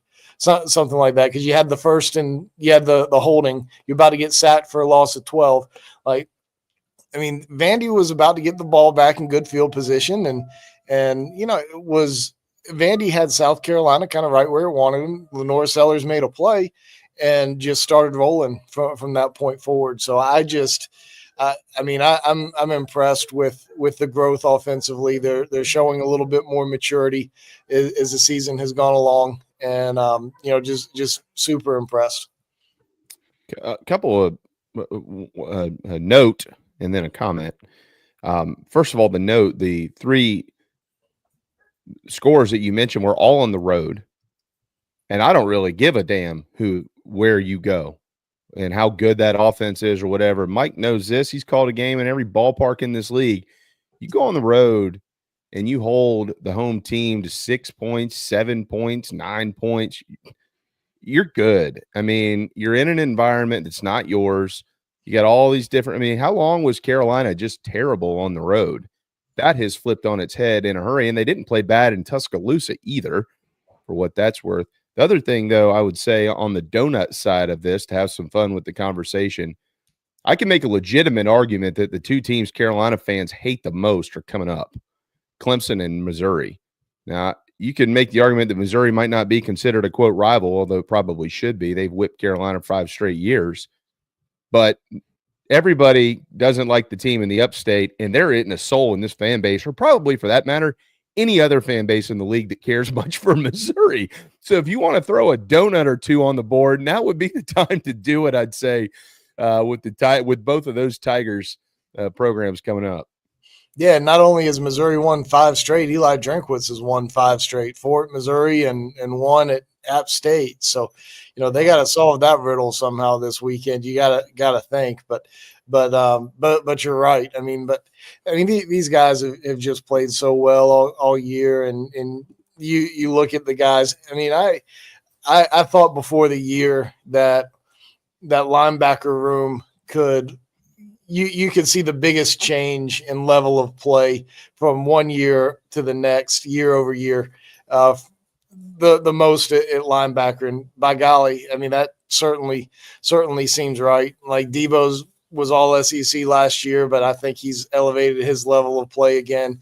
I mean, Demetrius Knight in there, like, no disrespect to Stone Blanton or Pup Howard, but Demetrius Knight Jr., holy moly, he's helped transform this defense. Bam Martin Scott has really taken the next step to his game too. You know, JC, I think, was on his bandwagon for a long time now, talking about dating back to the spring, how much that he's improved. So, you know, it's that the way the linebackers have played have helped transform things. Obviously, what Dylan Stewart and Kyle Kennard have done to help out on the edge. You know, it's been a treat to watch those guys. Yeah. Demetrius Knight, I listened to his pregame interview the other day with Brad Mueller, and he talked about how he wants to be a movie producer when he gets done with football. I found that very, very interesting. But you could tell quickly he's got a wife and kids, because the things that are important to him in college are totally different from the things that are important to other college kids, and just listening to the dude speak.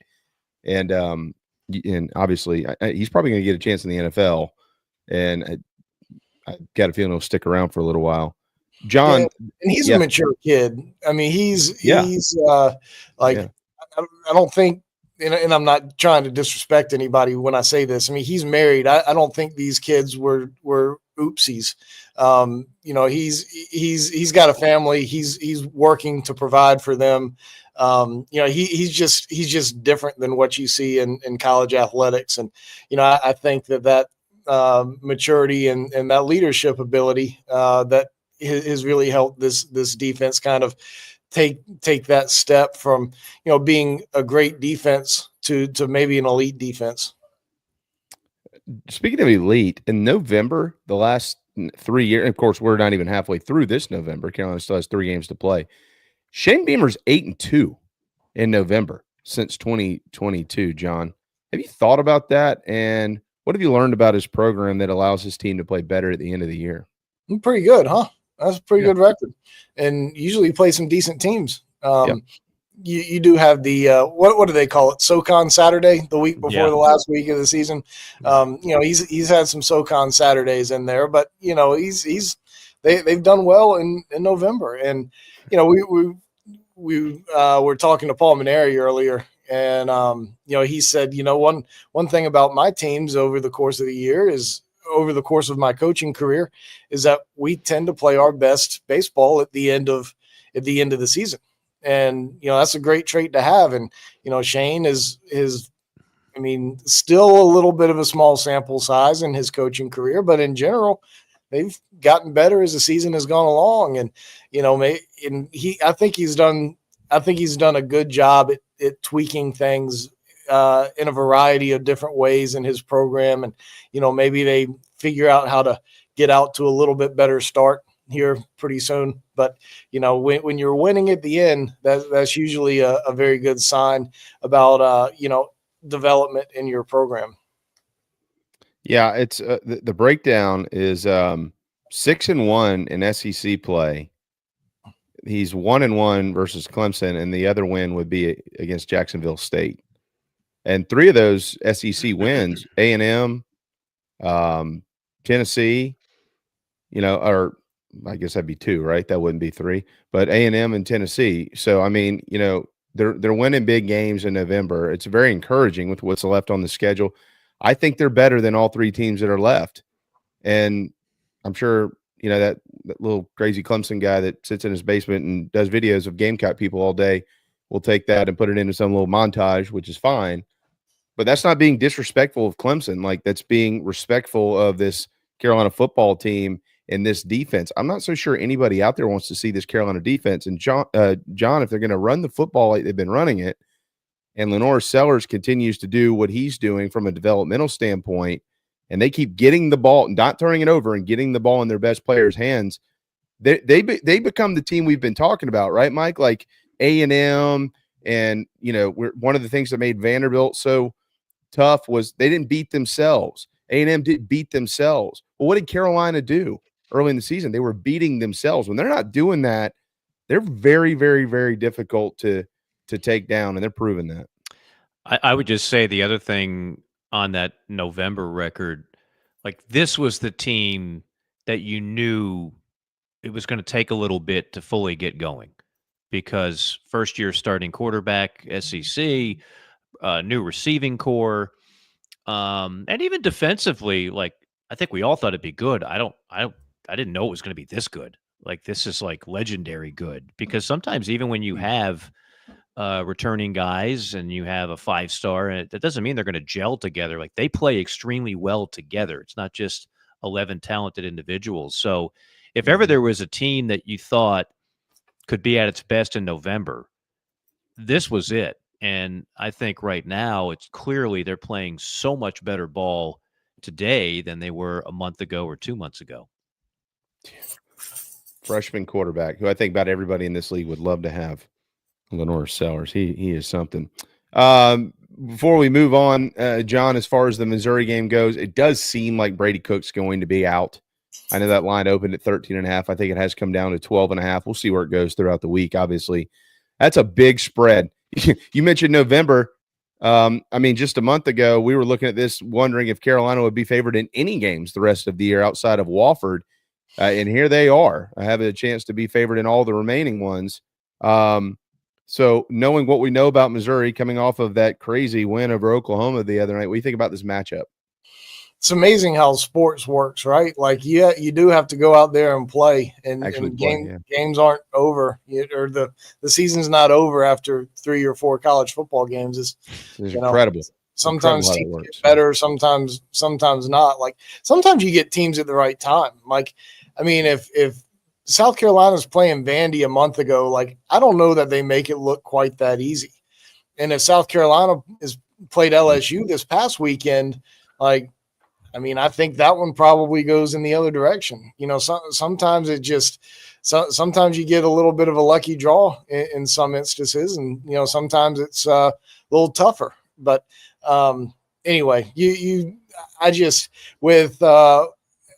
I thought that Missouri was talented enough offensively and defensively, for that matter. They haven't played great defensively, but I thought they were talented enough offensively to eventually get it together, and they just haven't. And Brady Cook being out has certainly made that problem much, much worse. But even when he was in there, like, they were playing just well enough to win. They certainly weren't playing up to their capabilities. It's just sometimes teams just don't quite live up to what they were supposed to be. Sometimes you get every drop of blood out of a turnip that you can, and sometimes you just don't. And I think that was South Carolina's football team last year in a lot of ways. And I thought they got every ounce of everything they could get a couple of years ago. So I just think that Missouri's just has not played nearly well enough or nearly close to their capabilities. And I don't know that they're going to be able to do that this coming weekend. If they do, it'll be close. And if not, then, it won't. Well, they got every ounce of blood out of the rock that was D2 transfer walk-on Cody Schrader. I thought they'd miss that kid, because whether or not he's an NFL guy or not, he was a real good college player. Yeah, I knew they would miss all the guys on defense, because a lot of those guys were NFL picks. Missouri doesn't typically have that dominating of a defense. So they clearly have taken a step back. And we haven't even talked about this. If you watch the end of that Oklahoma game, they got gifted a win. Oklahoma had them beat. They absolutely got gifted a win and that's why now, I mean, you've got Drinkwitz out there saying, "Hey, we're still in the playoff hunt, and we're it's another elimination game." I mean, look, he's not lying. Technically speaking, they're alive in it. And if I was a coach, I'd say the same thing. But I think he knows they're behind the 8 ball here. They are really behind the 8 ball. They're catching a team that clearly is playing some of the best college football of anybody in the country right now. And I don't think you can say the same about Mizzou. Yeah, and the 2 best teams they played in the league are A&M and Alabama, and the combined scores in those are 75-10. Yeah. So that's going to hurt, Eli. Speaking of coaches and comments, Clark Lee called it a 3-phase ass kicking by the Gamecocks the other night, which I thought was certainly interesting. So, and they've had a run that was 5 straight games in a row, and most of they had Ball State mixed in there, but they were on the road at Auburn last week. Alabama was in there, Texas was in there. I mean, and Vandy, as great as that story is this year, they just don't have the depth. and they had a couple of guys hurt. Like they needed a bye, and South Carolina was not a bye. South Carolina is a strong physical team, and they tried to shorten the game as much as they could. I mean, it was third quarter, they're down 21-7, and they're still running the clock, taking every bit of the play clock they can. It wasn't meant to be for them for sure. And, like I said, if it was a month ago, maybe it's different. Maybe it's a little bit closer, but they need this bye week this week for sure. Carolina, Shane Beamer, undefeated against ranked conference opponents in the month of November. We'll see what happens this week. Will South Carolina be ranked tomorrow in the CFP, John? You got a prediction there? I gotta think so. I gotta think so. They should. I mean, if you were to start the rankings this week instead of last week, like I would think they would be up there around 20. I mean, there aren't 19 better teams in South Carolina playing the way that South Carolina is playing right now. But I know that they've got to factor in record and so forth. But what was the 4-team playoff designed to do? Get the 4 best teams right now in college football. And that's why, Florida State, or part of the reason why Florida State was left out last year, was they weren't one of the four best teams in college football right then. And, if you're picking the teams that are playing best right now, South Carolina is one of those top 12. And I mean, they're not going to be ranked anywhere near that, but I would have to think that they would be right inside the top 25. I agree with you. I think they should be. I think both of these teams should be. So we'll find out. We'll see. I don't think actually technically Missouri should be, but I hope that they are, because that would be a good resume deal for South Carolina. Yeah, I mean, I'm looking at the last 5 from the first poll playoff release: Washington State, Louisville, Clemson, Missouri, Army. So then the question becomes, they all won, right? Am I missing something? Somebody might have had a bye in there, but right. So then the question becomes, do you leapfrog a team that didn't lose? That's the way these guys look at it sometimes. I know one thing: if you beat Missouri, you obviously leapfrog them for the following poll, which will be more important than this poll, and then the poll after that will be more important than the previous poll, and so on and so forth. But whether or not they get in this one, if you were just to, like John said, if you were to just start it with this poll fresh, I don't know many people that think Louisville is better than Carolina. Right. And they both have 3 losses. I don't think Washington State's better than Carolina. But again, the lazy analysis that most of these people do is, well, they got 1 loss, Carolina's got 3, and I can't leapfrog a 1-loss team with a 3-loss team. That's their logic, and you can't fight it because it's not going to change. But the Louisville one, you certainly could make an argument on that. 100. Yeah, you're exactly right. We'll see. We'll see. Should they start the CFP rankings later? Look, the CFP rankings, I can say this, and I don't think my employer would get too mad at me saying it. It's a TV show. It's a TV show. It's not meant to truly change the fate of the college football playoff. In a way, it's irrelevant, because the only poll that matters is the final one. But fans yearn for this. They want to as much as fans complain about polls, they can't look away. They can't look away. It is I bet I'll get in trouble if I make that analogy, but they can't look away. And so they know that. And so you put this TV production together, and then they'll milk an hour out of it talking about who got left out. What's it looking like for the SEC and the Big Ten? So it's content. It's an excuse for 5 people in front of a camera to talk college football on a Tuesday night. And so that's why it's not going away anytime soon, whether you like it or not. I mean, it's just kind of is what it is. Very similar to John Whittle's weekly SEC poll. Can't look away from that. Always tune in when that comes out. As I like to say, it's like the JC5. The morale of a great nation relies heavily on the JC5. The same can be said about the Whittle poll. That's right. That's exactly, especially in today's world. John, let's turn our attention to baseball and basketball, and then we'll get you out of here, my man. You did meet with Paul this morning, so we'll start with baseball. It was there the other night watching the exhibition between the Cougs and the Cocks down at Riley Park. You were wandering around on the field down there quite a bit. You were getting some good FaceTime with everybody down there. You were, I mean, you had camera crew following you around and all kinds of good stuff. They were making you out to be a very important person. Well, I'm paying for them on my own. I'm making myself out to be a very important person, actually, John. Netflix documentary upcoming for you. Nobody else thinks I'm important, so I decided I'd hire a couple little 5-year-olds with a camera and tell them to follow Dad down to the ballpark. It was good. It was neat to talk to Coach. You know, he gets it. You know, he gets this state because he's already done this. He's done this in Louisiana.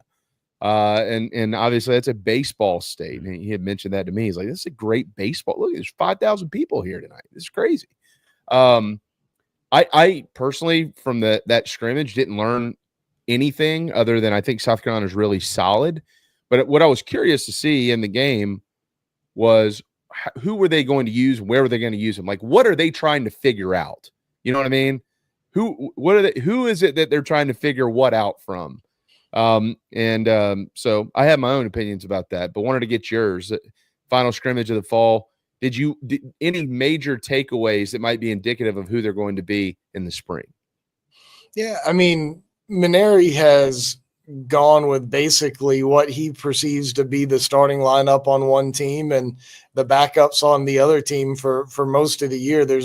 Most of the fall, there's been, some shuffling, especially depending on health of players. But, and oftentimes, and at least the coaches I've covered, they'll do that some, but they'll put half starters on one team, half on the other, and, just kind of intermingle the starters and backups between teams more often than Maneri. So, I think you've got a good idea based on that lineup, what he's thinking at this point. So, he mentioned today, he asked him about the closer job. And, he mentioned today that he really liked Matthew Becker back there. He named a few guys, but said he really liked Matthew Becker back there. And he wanted to put Matthew at the end of the game against Charleston and to throw the 8th and the 9th innings to see what it would be like at the end. He said, I was going to just throw him the 9th, but I threw him the 8th as well, just in case we didn't get to play the 9th.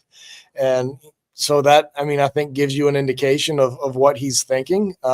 He mentioned Brendan Sweeney and Tyler Pitzer is a couple of other guys who may be end of game type guys. And Sweeney, I really like. I think Pitzer could be really good there too. And I think very highly of him in general. I think he's got a chance to be a starter, but Sweeney, I really like a lot back there as well. He's got a very lively fastball that'll come in, mid 90s and a really good changeup. So, I think it probably comes down to those two guys in a closer role, but he was definitely looking at that as a real true 9-inning game and kind of managing it as such. Yeah. On a different note, by the way, I really like Holbrook's Cougars. They're good. That first pitcher they threw, he's a top 100 pick. He's that dude's good.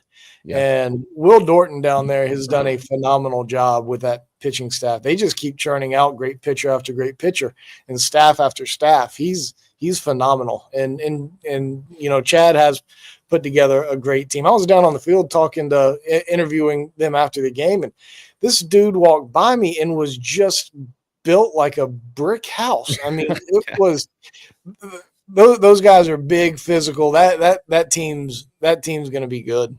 They're good. They're really, really good. They should have been in last year. I think they'll be in this year. This state is really good. It's going to be a great baseball season. That'll be here before we all know it. And then finally with hoops, John, they obviously off to a rough start. Although North Florida beat Georgia Tech yesterday, they might not be where everybody thought they were. They might be all right. And Charleston Southern before that. And Charleston Southern, I mean, yeah, that's a big deal. Yeah. But Carolina, it's hard to not like the team. It's just kind of figuring out who they're going to be. How much closer did they get against South Carolina State? They do have a challenge coming up on Saturday. They got to go to Bloomington and take on the Hoosiers. Yeah, and just to be frank, I didn't get to watch much of the SC State game. We were traveling, and I was getting glances here and there, and haven't had a chance to sit down and watch it. So I've only seen a little bit of it. But you mentioned it. They're kind of figuring out who they are and kind of piecing it all together, and that's a big part of it in early season basketball. The issue is you have to win games along the way. And that North Florida loss is certainly going to hang over them a little bit. But as you mentioned, it's maybe not as much as we thought, considering their start of the season. Maybe they end up being a lot better than, I think they were picked 7th in their conference before the start of the season. So they certainly weren't viewed as one of the top teams in their league.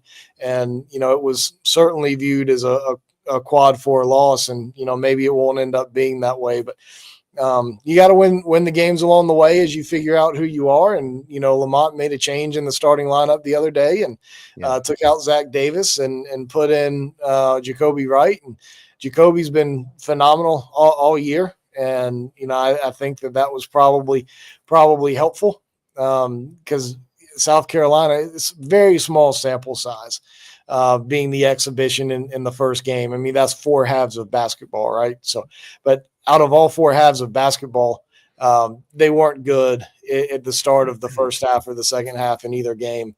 And, to me, that is reflective of the starting lineup and making a change in there, changing up some rotations and player combinations, I think is certainly a good thing. I would just add to kind of the theme we were discussing with football. This team's best basketball will not be played in November, December. And that game against North Florida will not be their last loss in the non-con. I promise you. Oh, it better be, or the season's over, Mike. Yeah, I know. You're breaking in a new backcourt, including a freshman. Obviously, as John mentioned, they altered that a little bit, but this is not the same team that has 2 veterans just ready to go in the backcourt like last year. I actually think the high-end potential of this team is better, but I think early on, it's not going to be as pretty as it was a year ago record-wise. It's just not. But that doesn't. I mean, the great thing about basketball is that you can have some tough defeats in the non-con, start to find your way, and if it comes together in conference play, 18 data points, that'll trump what you do in November, December. Mm-hmm. Yeah. I mean, I think you're right in a lot of ways, but South Carolina was down in the Ken Palm and metrically and so forth for a long time last year because they weren't very attractive school, and part of the reason was because they didn't have the lopsided wins early in the season last year. And but it was a weak non-con, if we're being honest. I mean, it was a week. He's scheduled for a team that had needed some confidence, right? So you went pretty weak, and it made the record, but it worked because the confidence came. They gelled, and they kept winning games in conference. So that's what you're hoping for now. But I do think there's going to be, like a lot of teams with new faces, particularly in the backcourt, there's going to be some humble pie in November, December. I don't think that we'll go 12-1, and you probably won't, but that's okay. No, you're right. And I haven't done the research on this. I've been meaning to for a week, but wanted to go back and look at last year's bubble teams and see what their quad 4 records were, see what those look like. And, maybe this ends up being a quad 3, but, South Carolina metrically didn't look very good last year. And I think just from like the way they want to play from an offensive style standpoint, like I think metrics will be a little bit more favorable for them this year from an offensive efficiency standpoint. And, I think it's stupid that we have to talk about things like that. But, I think that will certainly help this year's team from a metric standpoint. But, last year they won close games in the non-conference. It was an exhibition, but they beat Wofford by 3. It was a tight nip and tuck game against VMI. I know they ended up winning by. Oh no. At least he's smiling. Yeah, he is. It kind That's of a froze. beautiful- You think so? There he is. Yeah, Charleston Southern was a 4-point win. So like those teams won those games along the way. And, you just games like North Florida are going to happen. You're going to lose occasionally, but you can't do it very often. Yeah. And looking at, I actually did a little bit of the research on the numbers wise. It's a tough road if that stays a Q4 loss, even for an SEC team. Gamecock fans still have PTSD from the Stetson. Yeah, Stetson I loss. mean that because our that brains killed 'em. immediately go there after all Yeah. that, right? And then Yeah. I'm like, okay, well, let's hit Ken Palm. Let's dig into this. It's not impossible, and if finishing strong, obviously, is going to help this team. Not to mention the Q1 opportunities you're going to have, backloaded into this schedule being in the SEC. But we are pulling for our friends at North Florida to have a decent season. Yep. This is Carolina's kind of to dumb it down a little bit. Carolina's kind of with the non-conference schedule they play in the league in which they play in. They've kind of entered that territory of those teams that a lot of people talk about every year and can't figure out why is this team who is 20-13 safely in the tournament. And this is why. I mean, you might have a loss like this, but you have so many opportunities.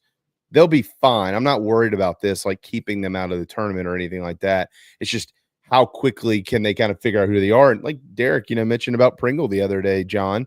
I talked to Derek, I think on Friday. Because I asked him, I said, he only had 2 shots in the first game. That was strange to me. He said, well, think about where he came from. He came from Alabama. You either dunk, lay it up, or shoot threes. Like there are no mid-range jump shots for your big guys in Tuscaloosa and things like that. So he's kind of having to do some things a little bit differently here, but they'll be fun. All right. Any parting shots before we get you out of here? We got to get to a break here, Big John. I don't think so. I'll let y'all go ahead and pay some bills. Yeah. Towson tomorrow night, though, right? So Towson tomorrow night. Yep. And then Indiana on Saturday, Missouri on Saturday. Where are you going to be? I can't tell you that. You just haven't made the schedule yet, or it's top secret information? Top secret information. I don't let people know my moves. That's wise. Well, I got to call you later on today anyway. So will you tell me off the air? I'm curious now. I don't know. It might depend on whether you divulge the information I give you on the show tomorrow. Nope. Won't say a word. All right. Well, then I might tell you in a super secret code. Okay. That sounds good. He's know you'll be. He's like the guy in Taken. But I will don't necessarily know him, but he has a set of skills that if he operates them, he will find you and he will kill you. He's John Whittle. He covers more than anybody else around here, and is our resident. And he drives, apparently, right? And he's a driver. He drives everywhere. I can't figure it out, but he's did great. Fly to Oklahoma. Did fly to Oklahoma. Sometimes, you just got to do it. Mm-hmm. Probably. Yeah, that one was a bit too far. I drove out to Omaha one time, and that was it for that. Yeah, that's enough. Yeah. I can understand that. No, you're the man, John. Really appreciate it as always, brother. Always good talking to you. Appreciate y'all giving me a later time slot today, but next Monday, 11:20. Yeah, okay, Thank you, John. Perfect. Thanks, John. If I'm back from wherever I'm going to be, or maybe I will have never left. No. Who knows? You might be in France rescuing somebody's daughter. Maybe I will be, but I won't be. I don't even know what you're saying. See you guys.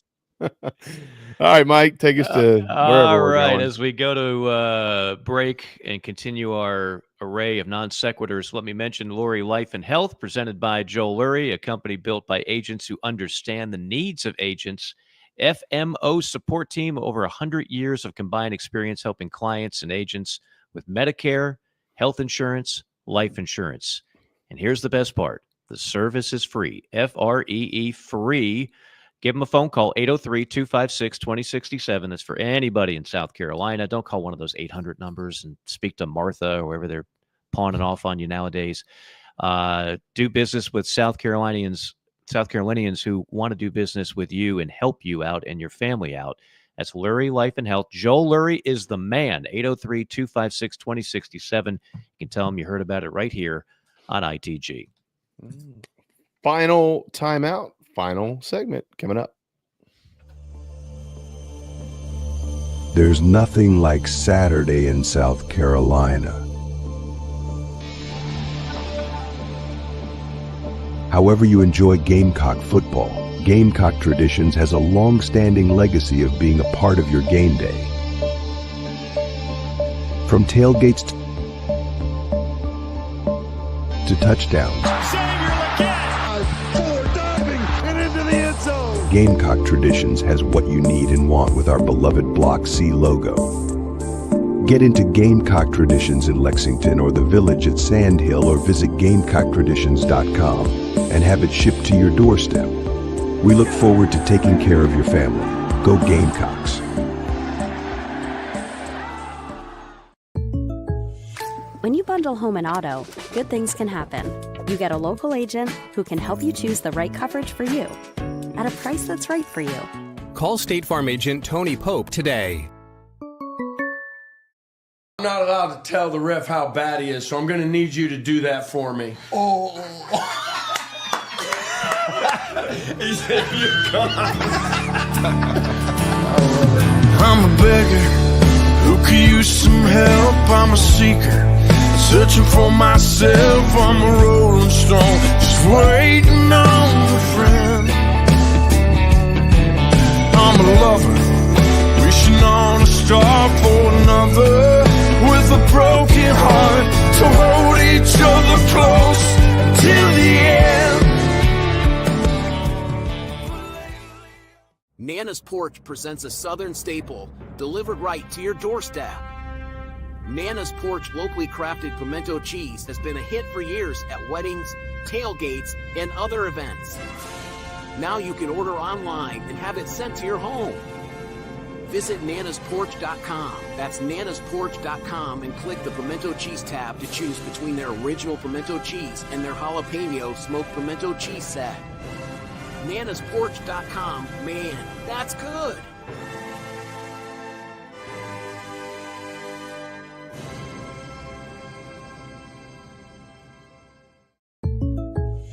When you bundle home and auto, good things can happen.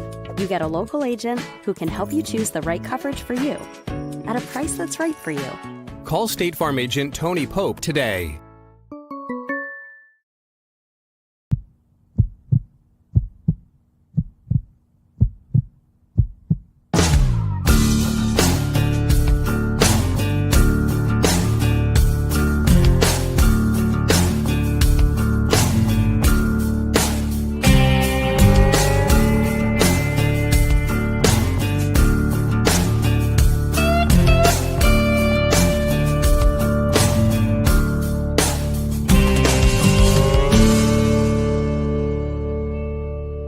It's 150, final segment of what has been a wonderful, wonderful, wonderful Veterans Day. Happy Veterans Day to all of those. This is one of my favorite days of the year. It really is, because our family was just raised and we have so many veterans in our family, but raised to respect all of those who have served and are still with us, those that are serving. And those that aren't still with us, we really genuinely have hope that you've enjoyed our program, and can't thank you enough from the bottom of our hearts. Kudos to you. Well done on all the videos. Again, as I've said many times, those are like next level production quality. For those that just listen, you do miss a lot. Not our faces. You don't have to look at us. You could probably just put like a little stick-it note in front of us. But the stuff that runs on the periphery and the stuff that runs during the commercial breaks, very very cool. And I have a feeling, the pride that surrounds. I know I probably don't have as many as you do, but I know a lot of people that have served and are still serving, Jamie. And I know it's been difficult with some things recently. I have a feeling a lot of that pride that should be showcased with our military will get back into the highest of gears, which is where it should be. It should never stray away from that. Yeah, there's I can't agree anymore with that. There's I've wanted to pass along the two numbers too. We've got over 350,000 vets that live in South Carolina alone, which is awesome. I mean, it's such a military state. Charleston, Sumter, Beaufort, Columbia. I mean, there's bases everywhere, as we know, and so Army. Obviously, we got Coast Guard all over the place, Air Force, whatever. So this is such a military state. We know a lot of you are in our audience, so we're paying attention. And there's over 5 million living vets who served in Vietnam. There's over 5 million people. Can you believe that? And a lot of those people, my uncle was one of them. And I won't give everybody his story, but we'll put it this way: he was a hero over there, and came back. People weren't very kind to him. And I think there's a lot of Vietnam vets today who still feel that way. They still, they don't hold a grudge against anybody, but it's a time in their life that they're remaining a little bit confused about. So if you know one of them, maybe give them a call, give them a hug. That's what I'm going to do. I can tell you that. Amen. Father-in-law, same thing. Vietnam vet. Yeah. 3 tours in the Navy. Yeah. Always appreciative. It's one of those things, like, I ignored history for much of my childhood. I was just like a dumb kid who didn't realize the importance of it. Then as I got older, I became fascinated with, and it started with contemporary American history and the 60s in particular. I've seen just about every documentary ever made. And I've seen a lot of stuff on Vietnam. Ken Burns did a 10-part series on Vietnam. If you haven't seen it, my goodness, that is like powerful stuff. But the way those men, some women, but particularly them, it's predominantly men, the way they were treated when they came back is sickening. It's absolutely sickening. And it's a lesson to never be repeated.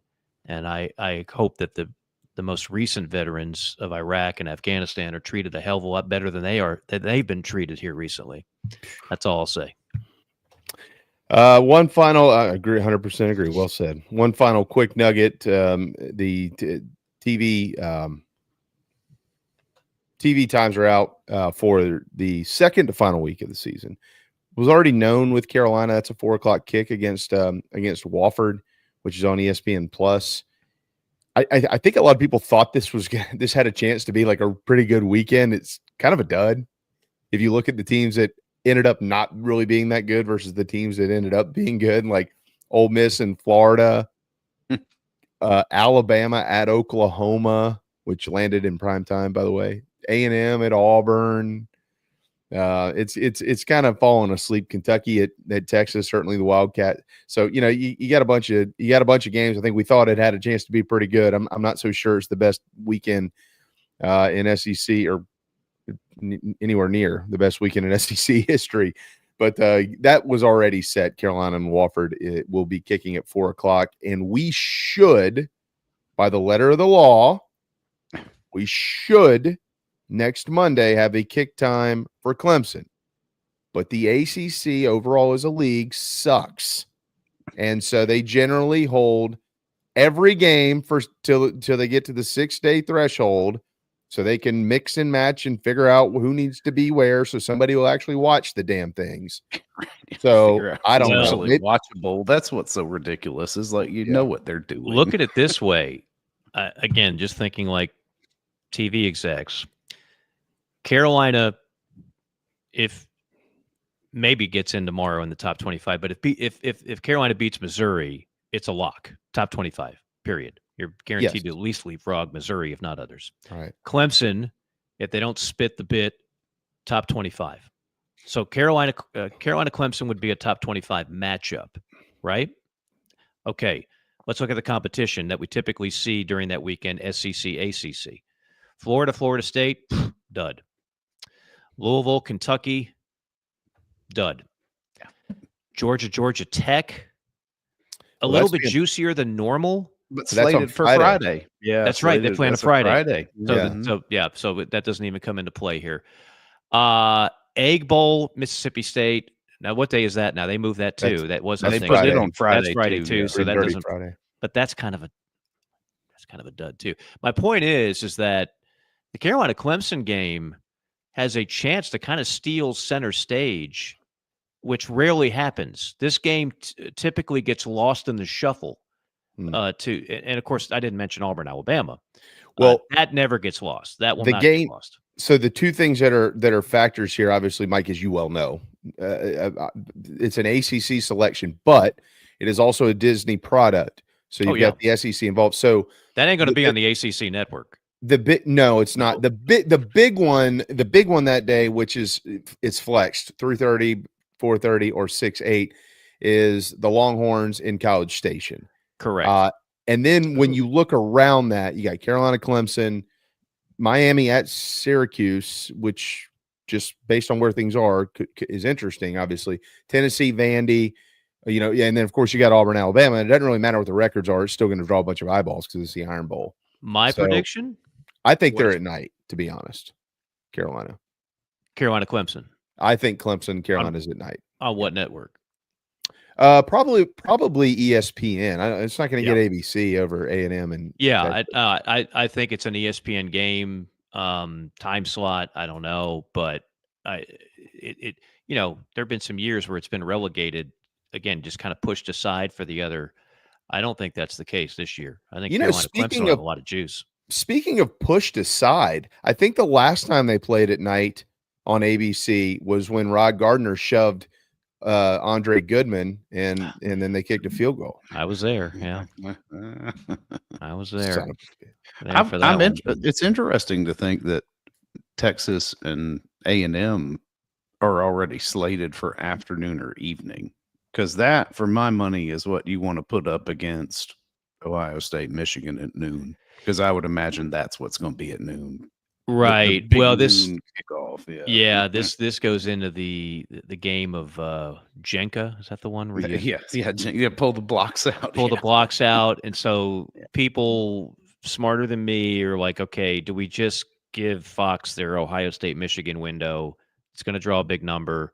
Why even compete? Yeah, we take some of their audience, but they'll take some of ours. Why don't we just take another window and completely friggin' dominate it, which is what's going to happen. Texas and A&M is going to draw a massive number wherever it winds up being, whether it's 3:30, 7:30, 7:45, 7 o'clock.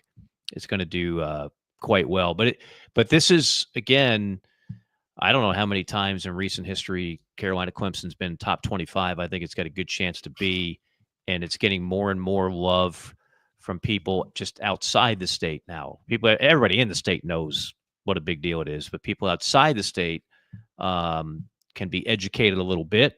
And hell, I remember 2005, Carolina Clemson was not going to be televised. Yeah.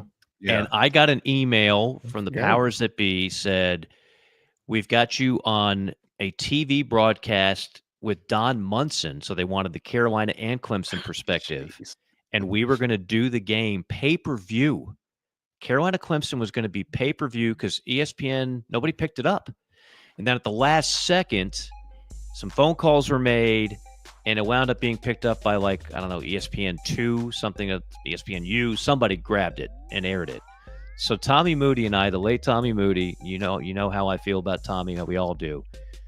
Tommy Moody and I had already done all the game prep. We had already done our boards and everything. So we, on a chilly November night, on top of the Williams-Brice press box, not inside a booth, there were no booths, with a table and 2 folding chairs into a recorder, called the game anyway. It was nice. Really cool. Wow. Cool. Yeah, Yeah, that's why. yeah. That wasn't my shout out. I was just in the Who was your spotter? Eric Gamarez. Eric he used to co-host a talk show with Carrie Rich. Remember, Carrie did a daily show on 1400 for a little bit. And Eric was my spotter on a lot of the Gamecock games. I don't know what Eric's doing now. Eric, if you're listening, I hope you're doing well. Big Gamecock fan, but he was my spotter there for a while. But anyway, that was a lot of fun. But yeah, quick shout out as the clock hits 0 here. Bob Kessling. Kudos to Bob Kessling. Bob Kessling, longtime Tennessee announcer since 1999. He followed John Ward, who is their Bob Fulton. And Bob decided, like most announcers should decide to do, better hang it up a little early than too late. He's walking out as one of the best. Tennessee made their broadcast professional from start to finish. They didn't go half-ass. Bob, they paid him dearly to leave. At the time, he was working for Jefferson Pilot, and I've known Bob for 20 years. Just class act, but really talented, and has done a great job for them. So kudos to Bob. He'll finish things up after this basketball season. Really, really good stuff. He's class act, as you pointed out, and he's fantastic at what he does. Shout out to Wayne and Lance in our chat box. 17 years in the U.S. Army, or Latte Nice. Lance, and Wayne Richardson, Navy, 23-year retired Navy chief. That's awesome. Very cool. Congratulations, and thank you both for your service. Happy Veterans Day. One final quick parting shot on my end. If you missed it, obviously Army is having a special season. They did beat North Texas this weekend. In the second half of the ball game, it started with just under 11 minutes to go in the third quarter. Oh, I was going to mention this. Yeah. Yeah. The drive of all drives. I've never seen anything like this. 21 plays, 94 yards, 13 minutes and 54 seconds. Love it. off Love the it. clock.